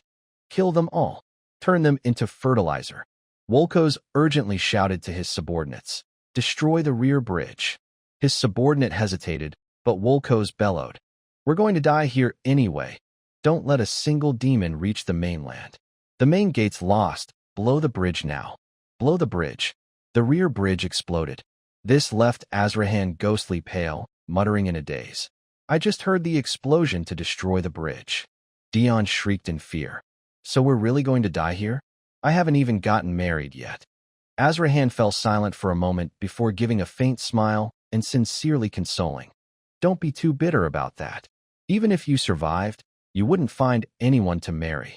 His honest comfort made Dion's face sour instantly, cursing silently, "You damn dog, in my next life, if I'm a noble, you'll slave away for me until you drop dead." Just as he finished thinking, another massive crash rang out right by their ears, causing everyone to clutch their heads in fear. A serpentine monster smashed through the wall of their hiding place, making everyone cling to each other in terror, screaming. The demon snake's sharp claw reached out, snatching a little girl and lifting her up. The girl cried out in pain, "Mommy!" Her mother sobbed, screaming, "No!" Azrahan lunged forward in agitation, but was held back by Dion. Kimchi narrowed his eyes, his face cold as ice, and with a clean slash of his sword, he severed the demon's wrist, sending the girl flying. Dion's jaw dropped in shock. Azrahan rushed to catch the girl in his arms. The familiar dark gray cloak fluttered in the wind outside the shelter. The rampaging demons plunged the fortress into chaos. Kimchi soared into the sky to scout. After confirming the leader was the fourth king Tatsu, he immediately descended, blocking Tatsu's path. Tatsu was startled by this sudden appearance. Kimchi's cloak billowed, his stance undeniably cool, yet revealing a gaudy red heart-shaped scepter and a frilly pink maiden dress. Tatsu gaped, thinking warily, "His clothes. What kind of ridiculous fashion is that? Looks high as hell." However, the flamboyant outfit didn't diminish Kimchi's towering aura. He arrogantly commanded, "I don't want to fight. Retreat." Tatsu scoffed, retorting, "You think you can order me around looking like that? And if I don't, what can you do?" Kimchi paused for a second before coldly declaring, "Your entire clan. I'll slaughter them all." Tatsu didn't bother with further talk, swinging his blade and lunging at Kimchi. Kimchi stood still, coldly watching the massive blade descend toward him, thinking resignedly, "In the end, is this my only choice?" He gripped his scepter tightly. "Fine. If this is fate, I'll accept it." I am the demon slayer. But just as Kimchi prepared to strike, Kratos suddenly charged in, delivering a critical kick to his dim-witted subordinate, sending Tatsu flying past Kimchi and crashing to the ground. Kratos panted, hands on his knees. Sweat poured from his body, but a chill ran down his spine when he saw Kimchi's icy gaze. After kicking his own subordinate, Kratos gaped, screaming internally in horror. Kimchi, why of all places are you here? At that moment, Tatsu struggled to lift his head, calling, Lord Demon, but was promptly met with Kratos' sandal. Kratos furiously stomped on Tatsu's head, berating him. You dumb dog. You disobedient mutt. Why the hell did you invade? Huh? Why did you attack humans? Tatsu weakly tried to explain. I just, but was met with a barrage of kicks and curses from Kratos. Shut up. You pathetic loser, just die. After a round of stomping, Kratos fearfully glanced at Kimchi behind him. Seeing Kimchi's expression, he turned back to pummel Tatsu again, yelling, We're living in peace, aren't we? Farming, trying to live quietly, skulking like rats. Wasn't that the plan?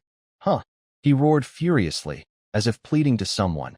We don't need to attack. We're doing fine. Why? Why did you act on your own? Huh? In his mind, he desperately begged, Please spare me. Just this once, let it slide. Don't wipe out the entire demon race.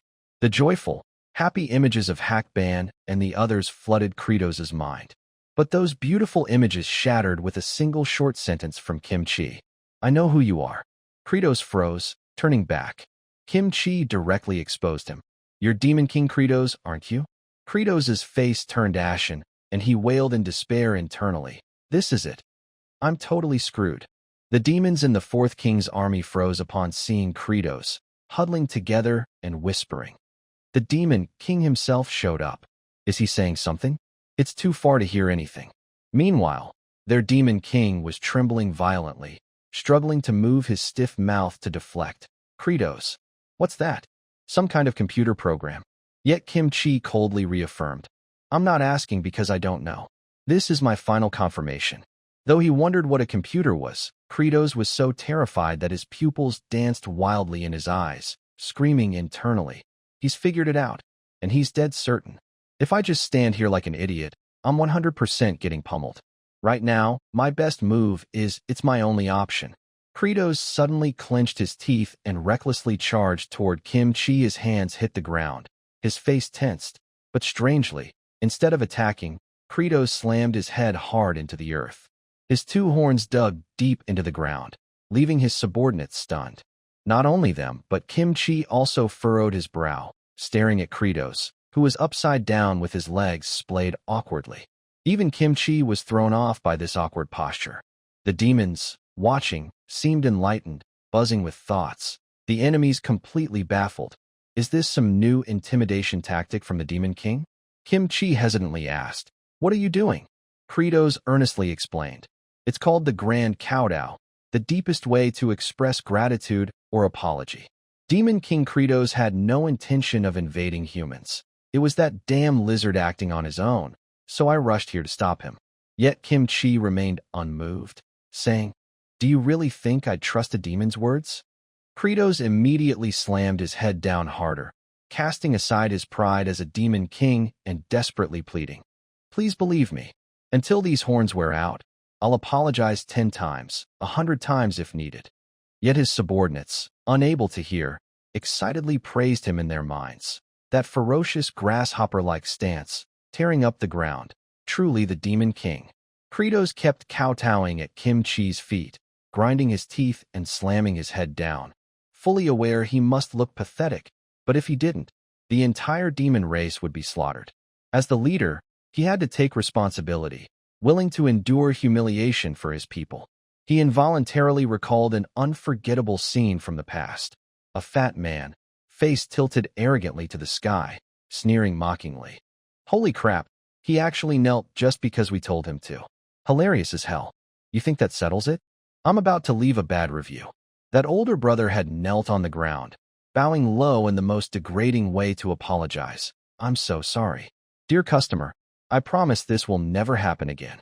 Please let it slide just this once. The young Kratos could only clutch his bag strap, crying silently, unable to do more. But Kratos had learned a lesson. He was willing to endure humiliation for his people. Demon King Kratos kept kowtowing. The loud thuds echoed in the silent space. Even as his horns gouged the earth, he didn't stop. Though Kratos had cast aside his pride and honor, Kim Chi remained utterly unmoved. In Kim Chi's mind, there was only one thought. It's useless, Demon King. I exist only to kill you, and I'll do it now, along with every last demon. Kim Chi raised his heart-shaped scepter high, but suddenly froze. The relentless thumping of Kratos' cowed continued, but this time it made Kim Chi frown, pondering deeply. I should kill him, but this guy. Then he thought again, 10 times, and another 10 like that, so familiar. 10 times, and then another 10. After a few seconds of reflection, Kim Chi jolted, suddenly realizing where this familiar action came from. The duty summon always involved 10 counts, even when sweeping through demon lands, 10 times per round. Before charging into traps, he counted 10 beats. Even when rolling around for no reason, it was 10 rolls. Kratos continued pleading desperately. I'm super sorry. Please forgive me. Please let me go. Those pleas made Kim Chi think. That tone doesn't sound like a demon king at all, but it's so familiar. Who are you? He stood frozen, questioning himself. Why is the duty summon appearing before me as the demon king? Only now did Kim Chi's lips move, saying stop. Kratos looked up in shock. Kim Chi coldly ordered, get lost, because I really want to kill you right now. But this made Kratos ecstatic, his eyes gleaming with hope. He sprang up, hoisted Tatsu over his shoulder, and shouted, Thank you. Thank you. I'll never forget this favor for the rest of my life. Immediately after, he bellowed, Fourth Demon King's army, retreat now. Everyone scrambled, urging in their minds, run fast, hurry. This left the demons puzzled, muttering, huh? What's going on? No idea, but the Demon King said so. Kratos, carrying the lizard Tatsu, ran ahead, followed by his demon minions trailing in droves. Kim Chi stood still, half closing his eyes to hide his garish outfit beneath the thick cloak. At that moment, Tatsu, slung over Kratos' shoulder, suddenly snapped awake. Seeing Kim Chi's back, he went berserk, roaring, You lowly scum! How dare you! Tatsu broke free from Kratos, charging furiously at Kim Chi from behind, prompting Kratos to scream in panic. No, but it was too late. With a flick of his hand, Kim Chi sliced through both of Tatsu's arms. Kratos froze in shock. Tatsu's body crashed onto a large rock, blood splattering everywhere, his severed arms falling as Kratos shuddered, his face ghostly pale. A while later, in the human castle, Azrahan and Dion hurriedly ran up, anxiously asking, Brother Kim Chi, are you okay? You suddenly disappeared, and we were so worried. Kim Chi explained, I just fought a bit, that's all. Azrahan exclaimed in surprise, Huh, you fought those terrifying demons. Before Kim Chi could respond, Wolkos suddenly appeared, speaking respectfully. Your name is Kim Chi, correct? Unlike his earlier harsh demeanor, he bowed deeply, placing a hand on his chest, expressing gratitude. Lord Kim Chi, you crushed the demons in the blink of an eye and made the rest kneel and beg. We all witnessed it. Please forgive my earlier rudeness. Before Kim Chi could say anything, Azrahan gasped in shock. Brother Kim Chi, I knew you were strong, but this... He was cut off by Wolkos, who shouted excitedly. Everyone, let's cheer for Lord Kim Chi. He protected our fortress. All the soldiers roared enthusiastically. Hooray, hooray, hooray. Kim Chi froze for a moment. He lowered his head, gave a faint smile, and thought to himself, Now, in my 20th life, I've finally escaped the endless cycle of death. I've chosen the path of a savior, even though I still had to kill those two just now. His garish pink dress peeked out, causing Wolkos and the cheering soldiers to fall silent, their faces turning pale in shock. Meanwhile, in the desolate 4-star domain, a stormy wasteland, Kratos was leading the Fourth King's demons back to their territory. Panting heavily, he grumbled internally, finally made it. Moving with this many people is exhausting as hell. Kratos raised his fist, shouting at the demons behind him. Now get back to your homes or castles, or whatever, and stay put. If you invade humans again, we're all done for. The demons timidly explained. We only followed because Lord Tatsu ordered us to, but Kratos snapped back. Enough excuses, just go home. Now. After driving the demons back to their domain, Kratos trudged along, muttering to himself. If we follow the game's progression properly, we can't exploit glitches or take shortcuts, so it's a huge waste of time. I need to get back fast to check on the Royal Potato Garden. Then he spotted a well by the roadside, thinking glumly, an abandoned well. If those things worked, traveling wouldn't be this tiring. There's systems for upgrading power and teleportation. I checked every single one, but none of them work. Kratos leaned over the well, exhausted, thinking, I'd kill to teleport right now. They probably don't work because I'm not a holy knight.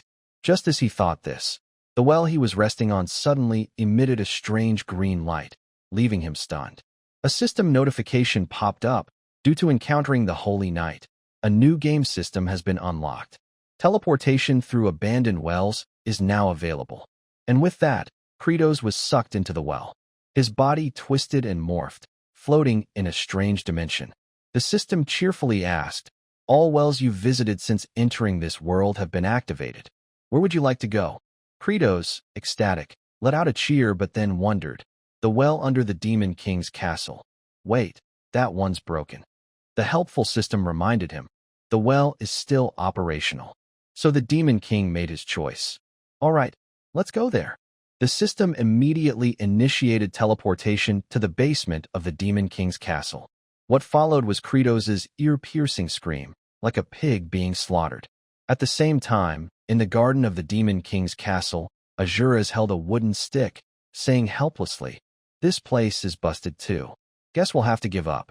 Flute, digging away, pleaded desperately. Please, just one working farming tool. Where she was digging, a strange green light suddenly glowed, making Flute itch and exclaim, huh. Right after, the grotesquely ugly face of the Demon King appeared out of nowhere. Kratos immediately leapt out of the dirt and roared to the sky. Flute, terrified out of her wits, fell backward and fainted. Azuras, startled, turned to see Flute collapsed and his Demon King smacking his lips with a groan. Sure enough, Kratos then spewed a pile of rainbow-colored vomit, and Azuras, in a panic, dove forward, catching the vibrant mess all over himself to protect little Flute. Azuras crashed to the ground covered in slimy rainbows, while Kratos plopped down by the well, muttering to himself, my stomach feels like it's doing acrobatics. Can it teleport me gently like in the game? Flute, crying, ran to poor Azuras' side, while the culprit behind the mess casually wiped his mouth, thinking cheerfully, well, puking up a whole breakfast to get here instantly is a fair price. Now let's get to mass-producing those giant potatoes. Ignoring Flute's wails beside her unfortunate brother. A while later, in the storage room, Kratos gazed at the massive pile of potatoes and marveled. Even now, these potatoes look insanely huge. Zephyr reported, Lord Haddock's mist has cleaned them thoroughly. Kratos suddenly fell silent, pursing his lips as he stared at the potatoes. He abruptly crouched down, picking up a potato, muttering to himself, what's this? Why does this one keep rolling? After Kim Chi stared at the giant potato for a few seconds, Kratos realized a shocking truth. He gritted his teeth and roared, no, damn it. He frantically dug through the pile, shouting in agitation, it's not here. This one too, they're all gone. Zephyr, tense, asked, my lord, is something wrong with the potatoes? Kratos slumped helplessly, saying in despair, these giant potatoes, they don't have eyes to sprout. Zephyr cautiously asked, no sprout eyes means they can't grow? Kratos gritted his teeth in anguish. Ugh, these potatoes are sterile. Later, at the temporary base in the Demon King's castle, Kratos gloomily announced to everyone, so, even if we plant these giant potatoes, we won't get anything. Haddock frowned, adding, their properties have been unnaturally altered, turning them into mutant plants that lost their reproductive ability. Bahal asked blankly, so we can't eat them? So GHI snapped at him. No, you idiot, we just can't plant them. Once we eat what we have, that's it. Kratos interjected somberly. Either way, we can't rely on potatoes forever. Potatoes are prone to disease. One pest, and it's over. We'll have to grow something else. Azura's frowned, asking, something else? What else can grow in this land besides potatoes? Kratos lowered his face, replying coldly, nothing, but I know a place with tons of seeds to plant. Zephyr jolted, thinking, don't tell me. Kratos continued, a place with lots of farming seeds, the human lands. This shocked everyone, and Ban even shouted in agitation, that's invasion. It's robbery, no different from starting a war. But so GHI snapped, hold on, you fool. The one who hates war the most is the Demon King. Kratos ignored their bickering, quickly issuing orders. Zephyr, make a ton of dried potatoes right away, our currency. Stay here and help Haddock manage the farming team. Meanwhile, me, Cercier, Bahal, and Azura's will. He grinned fiercely, exclaiming joyfully, sell dried potatoes to humans and use the money to buy seeds. He thought arrogantly to himself, Kimchi, as long as we don't run into him, there won't be any problems. There's always a way to turn this situation around. Kratos sat on the central chair, silently observing the group before him. Zephyr, standing to one side, grumbled softly, going to the human world to sell dried potatoes? Have you lost your mind? Kratos coldly replied, explain why I should listen to your nonsense. Unfazed, Zephyr pointed at the group below. Look at the 3 great demon generals you're sending. Take Bahal's rugged face, he remarked. He looks like a monster. Then, pointing at Azura's menacing, murderous aura. To humans, they're walking danger signs. And the other one, he looks like a serial killer, with skin so bad it's like a graphical glitch. Even Sergei, whose face was half hidden, wasn't spared. And the last one looks like a half-human, half-octopus freak with acute diarrhea, pale as if he just crawled out of a freezer. Zephyr concluded nonchalantly, if humans see them, they'll scream demons and attack on sight. As soon as he finished, Sergei grabbed him, dragging him in front of Azura's blade as a sacrificial offering. Zephyr calmly defended himself. I'm just stating the truth. Think logically. Azura's snapped angrily. We're always logical. You weakling. That means killing you right now is perfectly logical. Bahal chimed in with a sense of justice. Zephyr's right about one thing. You all look hideous. I'm the only handsome one here. Azura's didn't hold back, kicking back. Oh, please, you're the most demonic-looking one here. Haddock, who hadn't been targeted yet, smugly interjected. Your perception is pathetic. Except for me, a true gentleman, you all look the same. Azura's, his mouth practically sprouting feathers, retorted dryly. You mean like dried corpses? Sergei, the zombie impersonator, smugly added. You're all like rotten fish. No need to compete. Instantly, the other two turned their ire on her. Azura's roared. Shut up, you inflamed gut hag, while Haddock scornfully exposed. Don't you realize you're the weirdest-looking one? You half-human, half-octopus freak. In the end, a proper revenge brawl erupted among the demon generals before Kratos' eyes.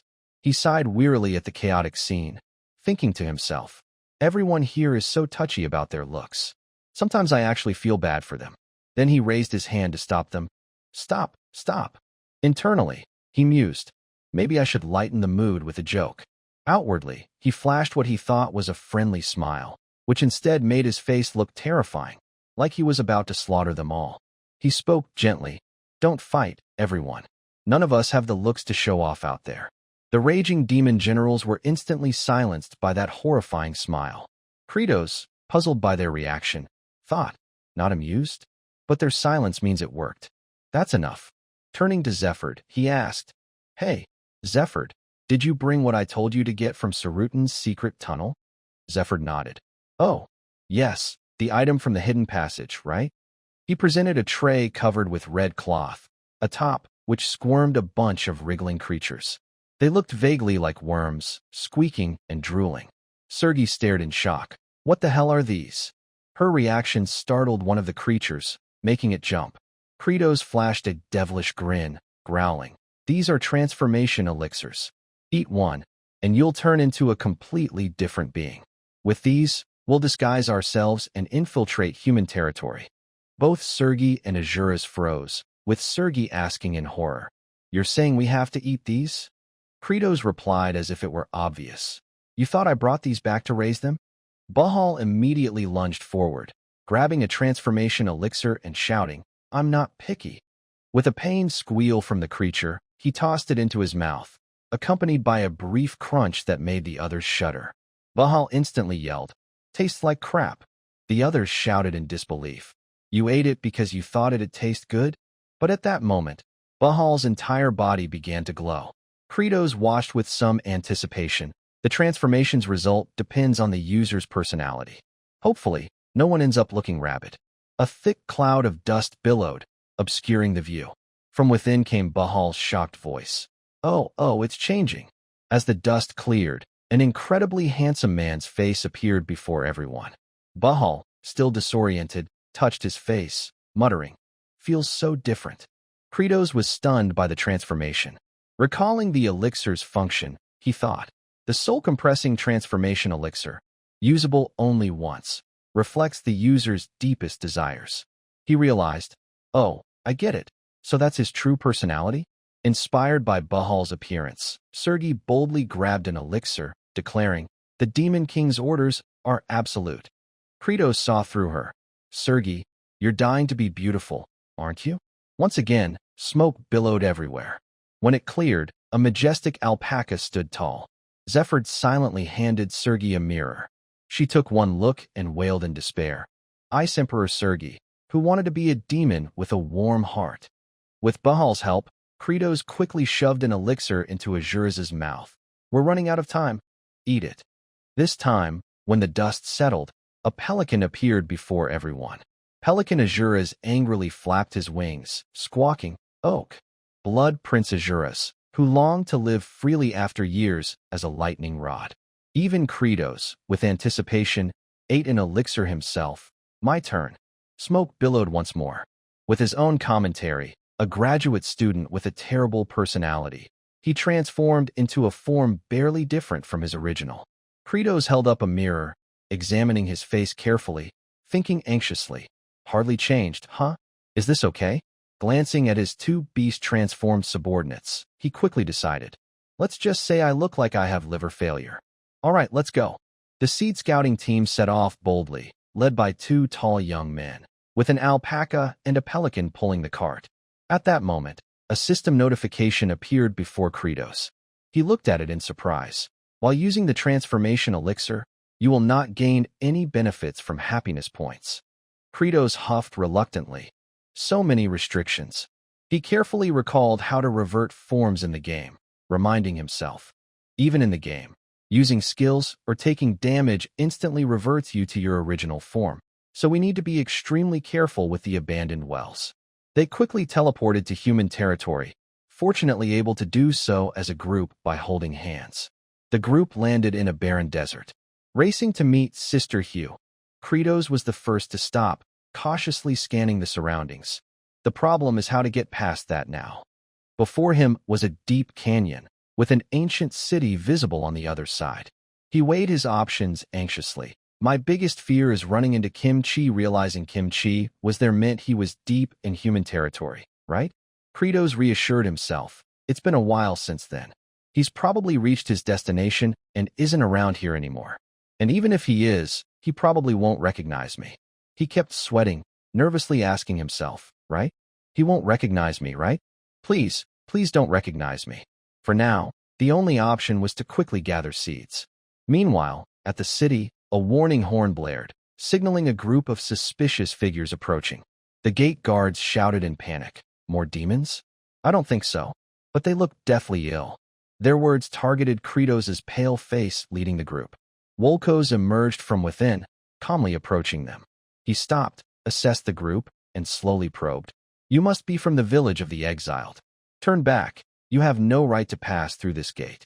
Sergei and Azura's, in their beast forms behind, frowned simultaneously. As expected, this plan was never going to be easy. Even Credos understood the reason behind Wolkos' words. "I saw this coming. The demons just invaded not long ago, so of course they won't let anyone through." But he considered his strengths. "I'm a veteran gamer. The quest log. I've grinded through the story log and memorized every game setting." Looking at Wolkos' stern demeanor, Credos faced him confidently, then flashed a fawning smile. Even a lowly exile like me can bring back true treasures from demon territory. Wolkos reacted with surprise. Demon territory? Kratos thought smugly. The human king desperately wants to know what exists in demon lands. He even sent special envoys to investigate. With this move, they'll definitely let me through. Wolkos, now skeptical, asked, treasures? You mean those things behind you? Kratos put on a sycophantic act, replying, yes, exactly. You have a keen eye, sir. Pointing at the two beast-transformed figures behind him, he shamelessly fabricated. These are monsters I captured deep in demon territory. They'd make a damn fine meal. Neither Sergei nor Azuras immediately processed his words, but after a moment, they froze in horror, stunned for 5 seconds. The entire scene fell silent for a moment. Wolkos asked suspiciously, you captured these in demon territory? He looked at the two creatures, bluntly stating, that one's a pelican, and the other's a camel, right? You're offering such common animals to the king. His words hit Sergei and Azuras like a thunderclap, and even Kratos was stunned. What the hell? In a European setting, camels and pelicans are common animals? What kind of bizarre world building is this? Wolkos now adopted a threatening stance, shooing them away. These stinking, useless things. Take them back immediately.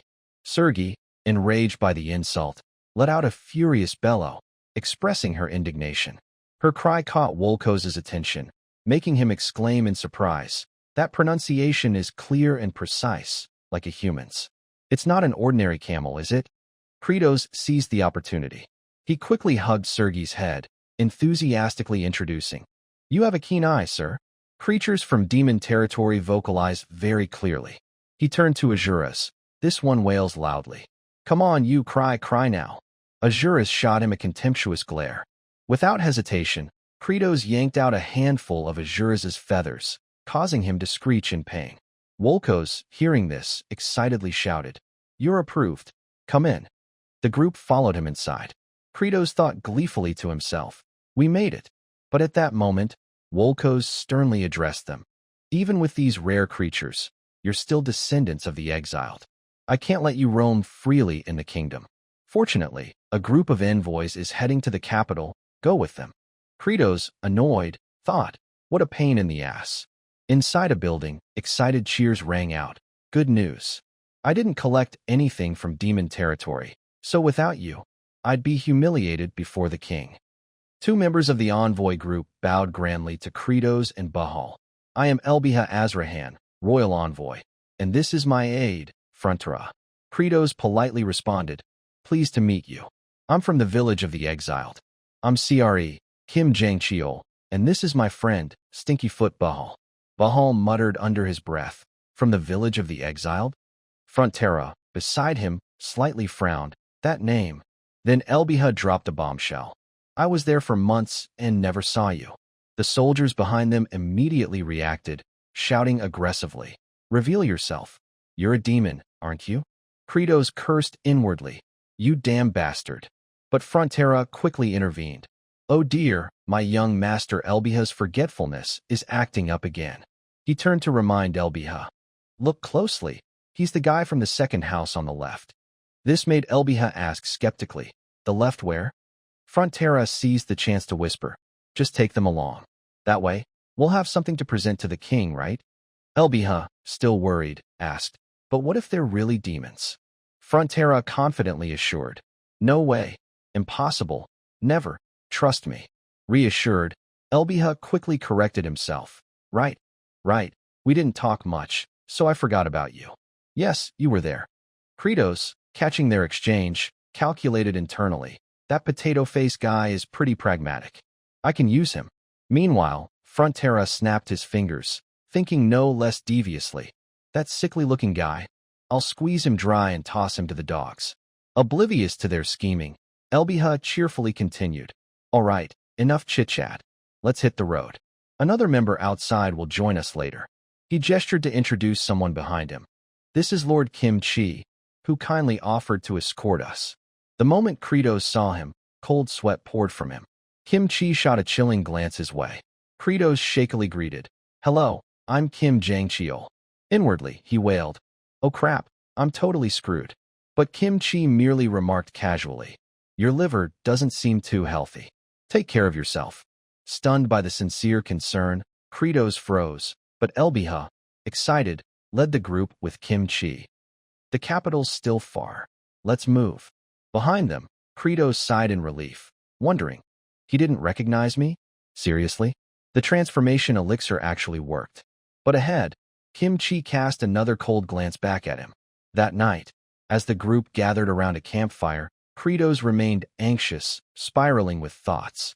This is dangerous, insanely dangerous. If we get ambushed by bandits or mobbed, the transformation effect will wear off, and Kim Chi will kill me instantly. He couldn't help stealing glances at Kim Chi. The capital's so far away. We just need to sell the potatoes and buy seeds. Why trek such a long distance? At that moment, Kim Chi shot him a piercing glare. Kratos, sweating profusely, awkwardly waved to deflect attention. Kim Chi frowned, still watching him. Kratos quickly turned away, clutching his racing heart. Damn it, locking eyes with him nearly gave me a heart attack. A sudden thought struck him. I've got to escape, tonight. Late at night, as Sergei and Azuras shivered outside the tent, Kratos tried to rouse Bahal inside. Hey Bahal, wake up, hurry. Bahal groggily protested. Ugh, Bahal needs 8 hours of sleep to grow strong. Kratos snapped mercilessly. You stopped growing centuries ago, you delusional idiot. They quickly slipped out to join the two shivering, beast-formed demons. Kratos cautiously listened for noises from the tent.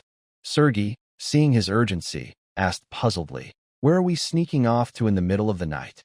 Kratos, surprised she spoke, asked, you can talk? Sergei casually nodded. Of course. It just took me a bit to get used to this mouth structure. Kratos confidently laid out his prepared reasoning. Why bother with that troublesome group? We've passed the checkpoint. Those guys are useless now. We need to complete our goal. If we waste time and get exposed, we're in deep trouble. At that moment, a cold voice cut through his words. What identity is that? Under the moonlight, Kim Chi stood waiting, sword in hand. His gaze, both icy and calm, fixed on Kratos's group, who froze in terror. Meanwhile, in the abandoned wasteland, Hakban and Zephyr stared silently at the scene before them. A massive demon army stood in front of them. Hakban coldly questioned, what's this? I didn't order you to gather. Why are you all here? One hesitantly replied, well, our demon king is here, and we heard we could eat our fill if we came. Hakban's head throbbed at the reason. There's no way we have that much food until the demon king brings back seeds. Just then, a shocked and angry shout rang out nearby. What the hell? Why are these crabs, clams, and shellfish here? A group of tree demons aggressively approached, dragging an entire river's worth of followers. Their leader pleaded loudly, Lord Hakban, please let us in. Planus's rebellion had nothing to do with us. Before he could respond, another cry came from behind. Lord Hakban, save us first. A group of lizard demons arrived with their own horde, their leader dramatically lamenting. We've traveled so far. Everyone's on the brink of starvation. In an instant, Hakban and Zephyr were surrounded by a chaotic mob. One after another, they clamored for food. Have mercy. Let us go first. Please. Hakban's face darkened as he asked Zephyr, how many giant potatoes do we have left? Zephyr replied without hesitation, plenty, but cautiously added, but with so many mouths, we need to stretch it for days. Hakban fell silent for a moment. He recalled Kratos's instructions. While I'm gone, you're the demon king. Think and act like one. Swallowing hard, he adopted a dignified stance and calmly ordered, sort them by type into separate areas and arrange proper accommodations. I'll ensure you all get food. On the human side, Kratos stood frozen, staring at the menacing figure before him. Kim Chi asked coldly, speak. Who are you really? Kim Jang Cheol, Kratos stammered, trembling. Bahal, behind him, looked puzzled and leaned in to whisper, why are you so scared? Bahal, will crush him to dust if you give the order. Hearing this, Kratos grew even more alarmed and turned to hiss a warning. Don't go picking fights recklessly, you idiot. Look at that Kim Chi guy closely. Does he look like someone whose strength you can gauge? In front of them, Kim Chi remained silent, awaiting his answer. Bahal glanced at Kim Chi and huffed lightly. Honestly, at first, I thought he was pretty scary. At that moment, Kim Chi calmly interjected. I can't hear everything. His words sent a chill through Kratos. Meanwhile, Kim Chi pondered silently. The duty summoned and demon king Kim Jang-cheol. He mustn't drag me into a cycle of killing, but now he seeks peace. What's his true intent? Why did he come all the way here? I want to know what he's really thinking. Just then, Kratos spoke up. The truth is, we didn't come to offer tribute to the king. Kim Chi seemed caught off guard by the response. Unaware, Kratos continued fabricating. As you can see, our land is desperately short on food, but even so, we're trying to farm. The cart behind us carries our hometown specialty. In a way, he revealed his true purpose. We came to sell dried potatoes and buy seeds to plant.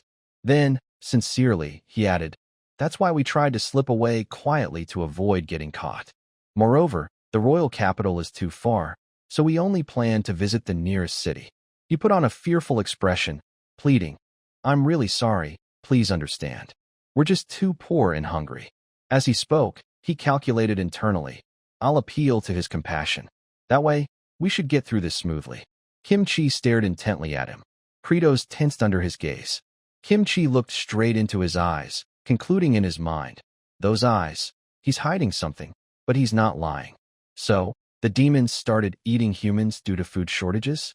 Finally, Kim Chi exhaled, easing his aura but still blocking Kratos' group. Sounds reasonable, but I can't let you go. Azrahan vouched that you'd offer tribute to the king. I can't let him down. But he softened, proposing, here's a deal. Stop along the way, sell your potatoes, and buy seeds. But you must continue to the royal capital. He suddenly mentioned Sergei and Azuras, startling them both. And as agreed, those two beasts will be offered to the king. Kratos didn't hesitate to betray his subordinates.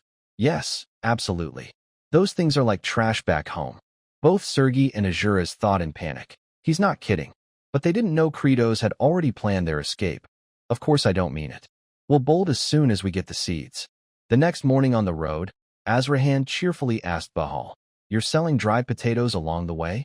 He eagerly suggested, can I see what they look like? Kratos agreed without hesitation. Oh, sure. Nothing special, just slightly larger than normal potatoes, cooked. He proudly lifted the cart's cover. Here, feast your eyes. While Azrahan wasn't particularly impressed, Frontera's jaw dropped in shock. After a glance, Azrahan sincerely said to Kratos, good luck with your sales. Frontera, alarmed, shouted at him, young master. Pointing at the potatoes, he greedily suggested, take these as tribute. Kratos feigned surprise. Huh? They're just big, ugly potatoes. Why offer them to the king? Frontera disagreed. They're not just big, they're massive. Kratos, still skeptical, chuckled. You're quite the comedian. If size mattered most, the tallest guy would already be king.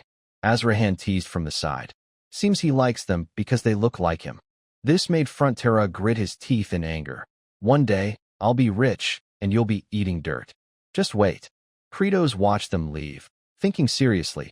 Still, that potato-faced guy might be onto something. These weirdly huge potatoes might actually earn a reward from the king.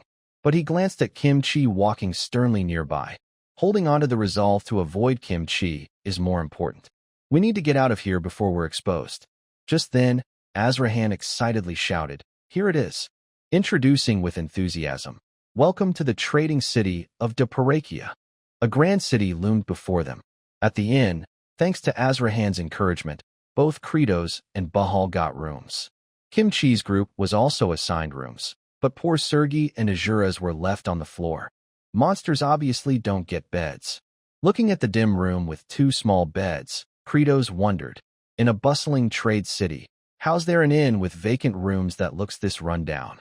But he brushed it off, quickly leading the group to their mission. Whatever, our first goal is to sell the dried potatoes. Azuras, still fearful, probed Kratos. Are you really handing us over to the king? Kratos immediately denied it. Of course not. You idiot. You're my precious lightning rod. Azuras, shocked, asked, huh? I thought that job was done. Kratos casually dismissed. Just a break. You'll be back at it soon. While Azuras sulked over the revelation, Sergei suddenly warned the group. Something's off about this place. I heard human markets are supposed to be lively. She looked at the desolate, empty surroundings and continued. But this is gloomier than our demon lands. Kratos noticed a vendor dozing at a nearby stall, thinking, yeah, it felt weird when we arrived. The economy here must be bad. Can we even sell the dried potatoes? But he gritted his teeth and decided, worrying's useless. Let's do this. He set up the potatoes by the roadside, shouting, come check it out. We've got massive dried potatoes, 1 for 20 coins, 2 for 30. Pick yours now. He advertised enthusiastically. Folks, hurry up. These potatoes are tastier than your ex. Meanwhile, Bahal muttered, this is so embarrassing. Is this really our demon king? Kratos snapped back, shut up. We need to eat, got it? What's there to be ashamed of? He roared at Bahal. Demons once ate their own kind to survive. If a little humiliation gets us out of that, we should be grateful. His words stunned Bahal momentarily, but he quickly understood and joined Kratos, shouting, come grab yours, folks, House of Chow. He turned and barked at the 2 beast-formed demons. You too. Why aren't you shouting? Sergei let out a startled sound, then joined Azuras in rebelling against Kratos' tyranny. Taking a kick from Sergei's alpaca hoof, Kratos lamented to himself. Normally, when you ice guy from a modern world to a fantasy one, people sell modern stuff like ice cream or MSG-packed recipes and get rich quick. But these are just giant potatoes. Hoping to sell a lot just out of curiosity is way too optimistic. But with high spirits, the group formed a towering human pillar, chanting victoriously, that's why we've got to give it our all. Because at that moment, he recalled an old woman shivering by the roadside in the modern world, deeply understanding the struggle to survive. Just then, someone approached the stall, asking, excuse me, you're really selling these for just 20 gold coins? Kratos cheered internally. Yes, first customer. He quickly replied, yes, of course, if you buy 2. As he spoke, he glanced to the side, shocked to see a crowd already gathered around the stall, shouting, give me 4. Me too. Sell me some. I'll take 6. No, 10. Kratos was floored by the scene. Wait, what's happening? Just a little shouting drew this much attention? Sergei and Azuras, perched atop him, were calmer, urging, don't just stand there. Bahal, start selling. Yes, the Demon King's plan worked again. Kratos snapped back to reality, stammering, yeah, right. Then, his voice boomed through the market. Line up. One at a time, people. Weighing the coin pouch in his hand, Kratos smiled in satisfaction. We sold 1/3 of our stock in no time. If word spreads, we could sell out by tomorrow. He shouted excitedly to the demon generals waiting nearby. For great demon generals, wait at the inn. I'll buy the seeds and be back.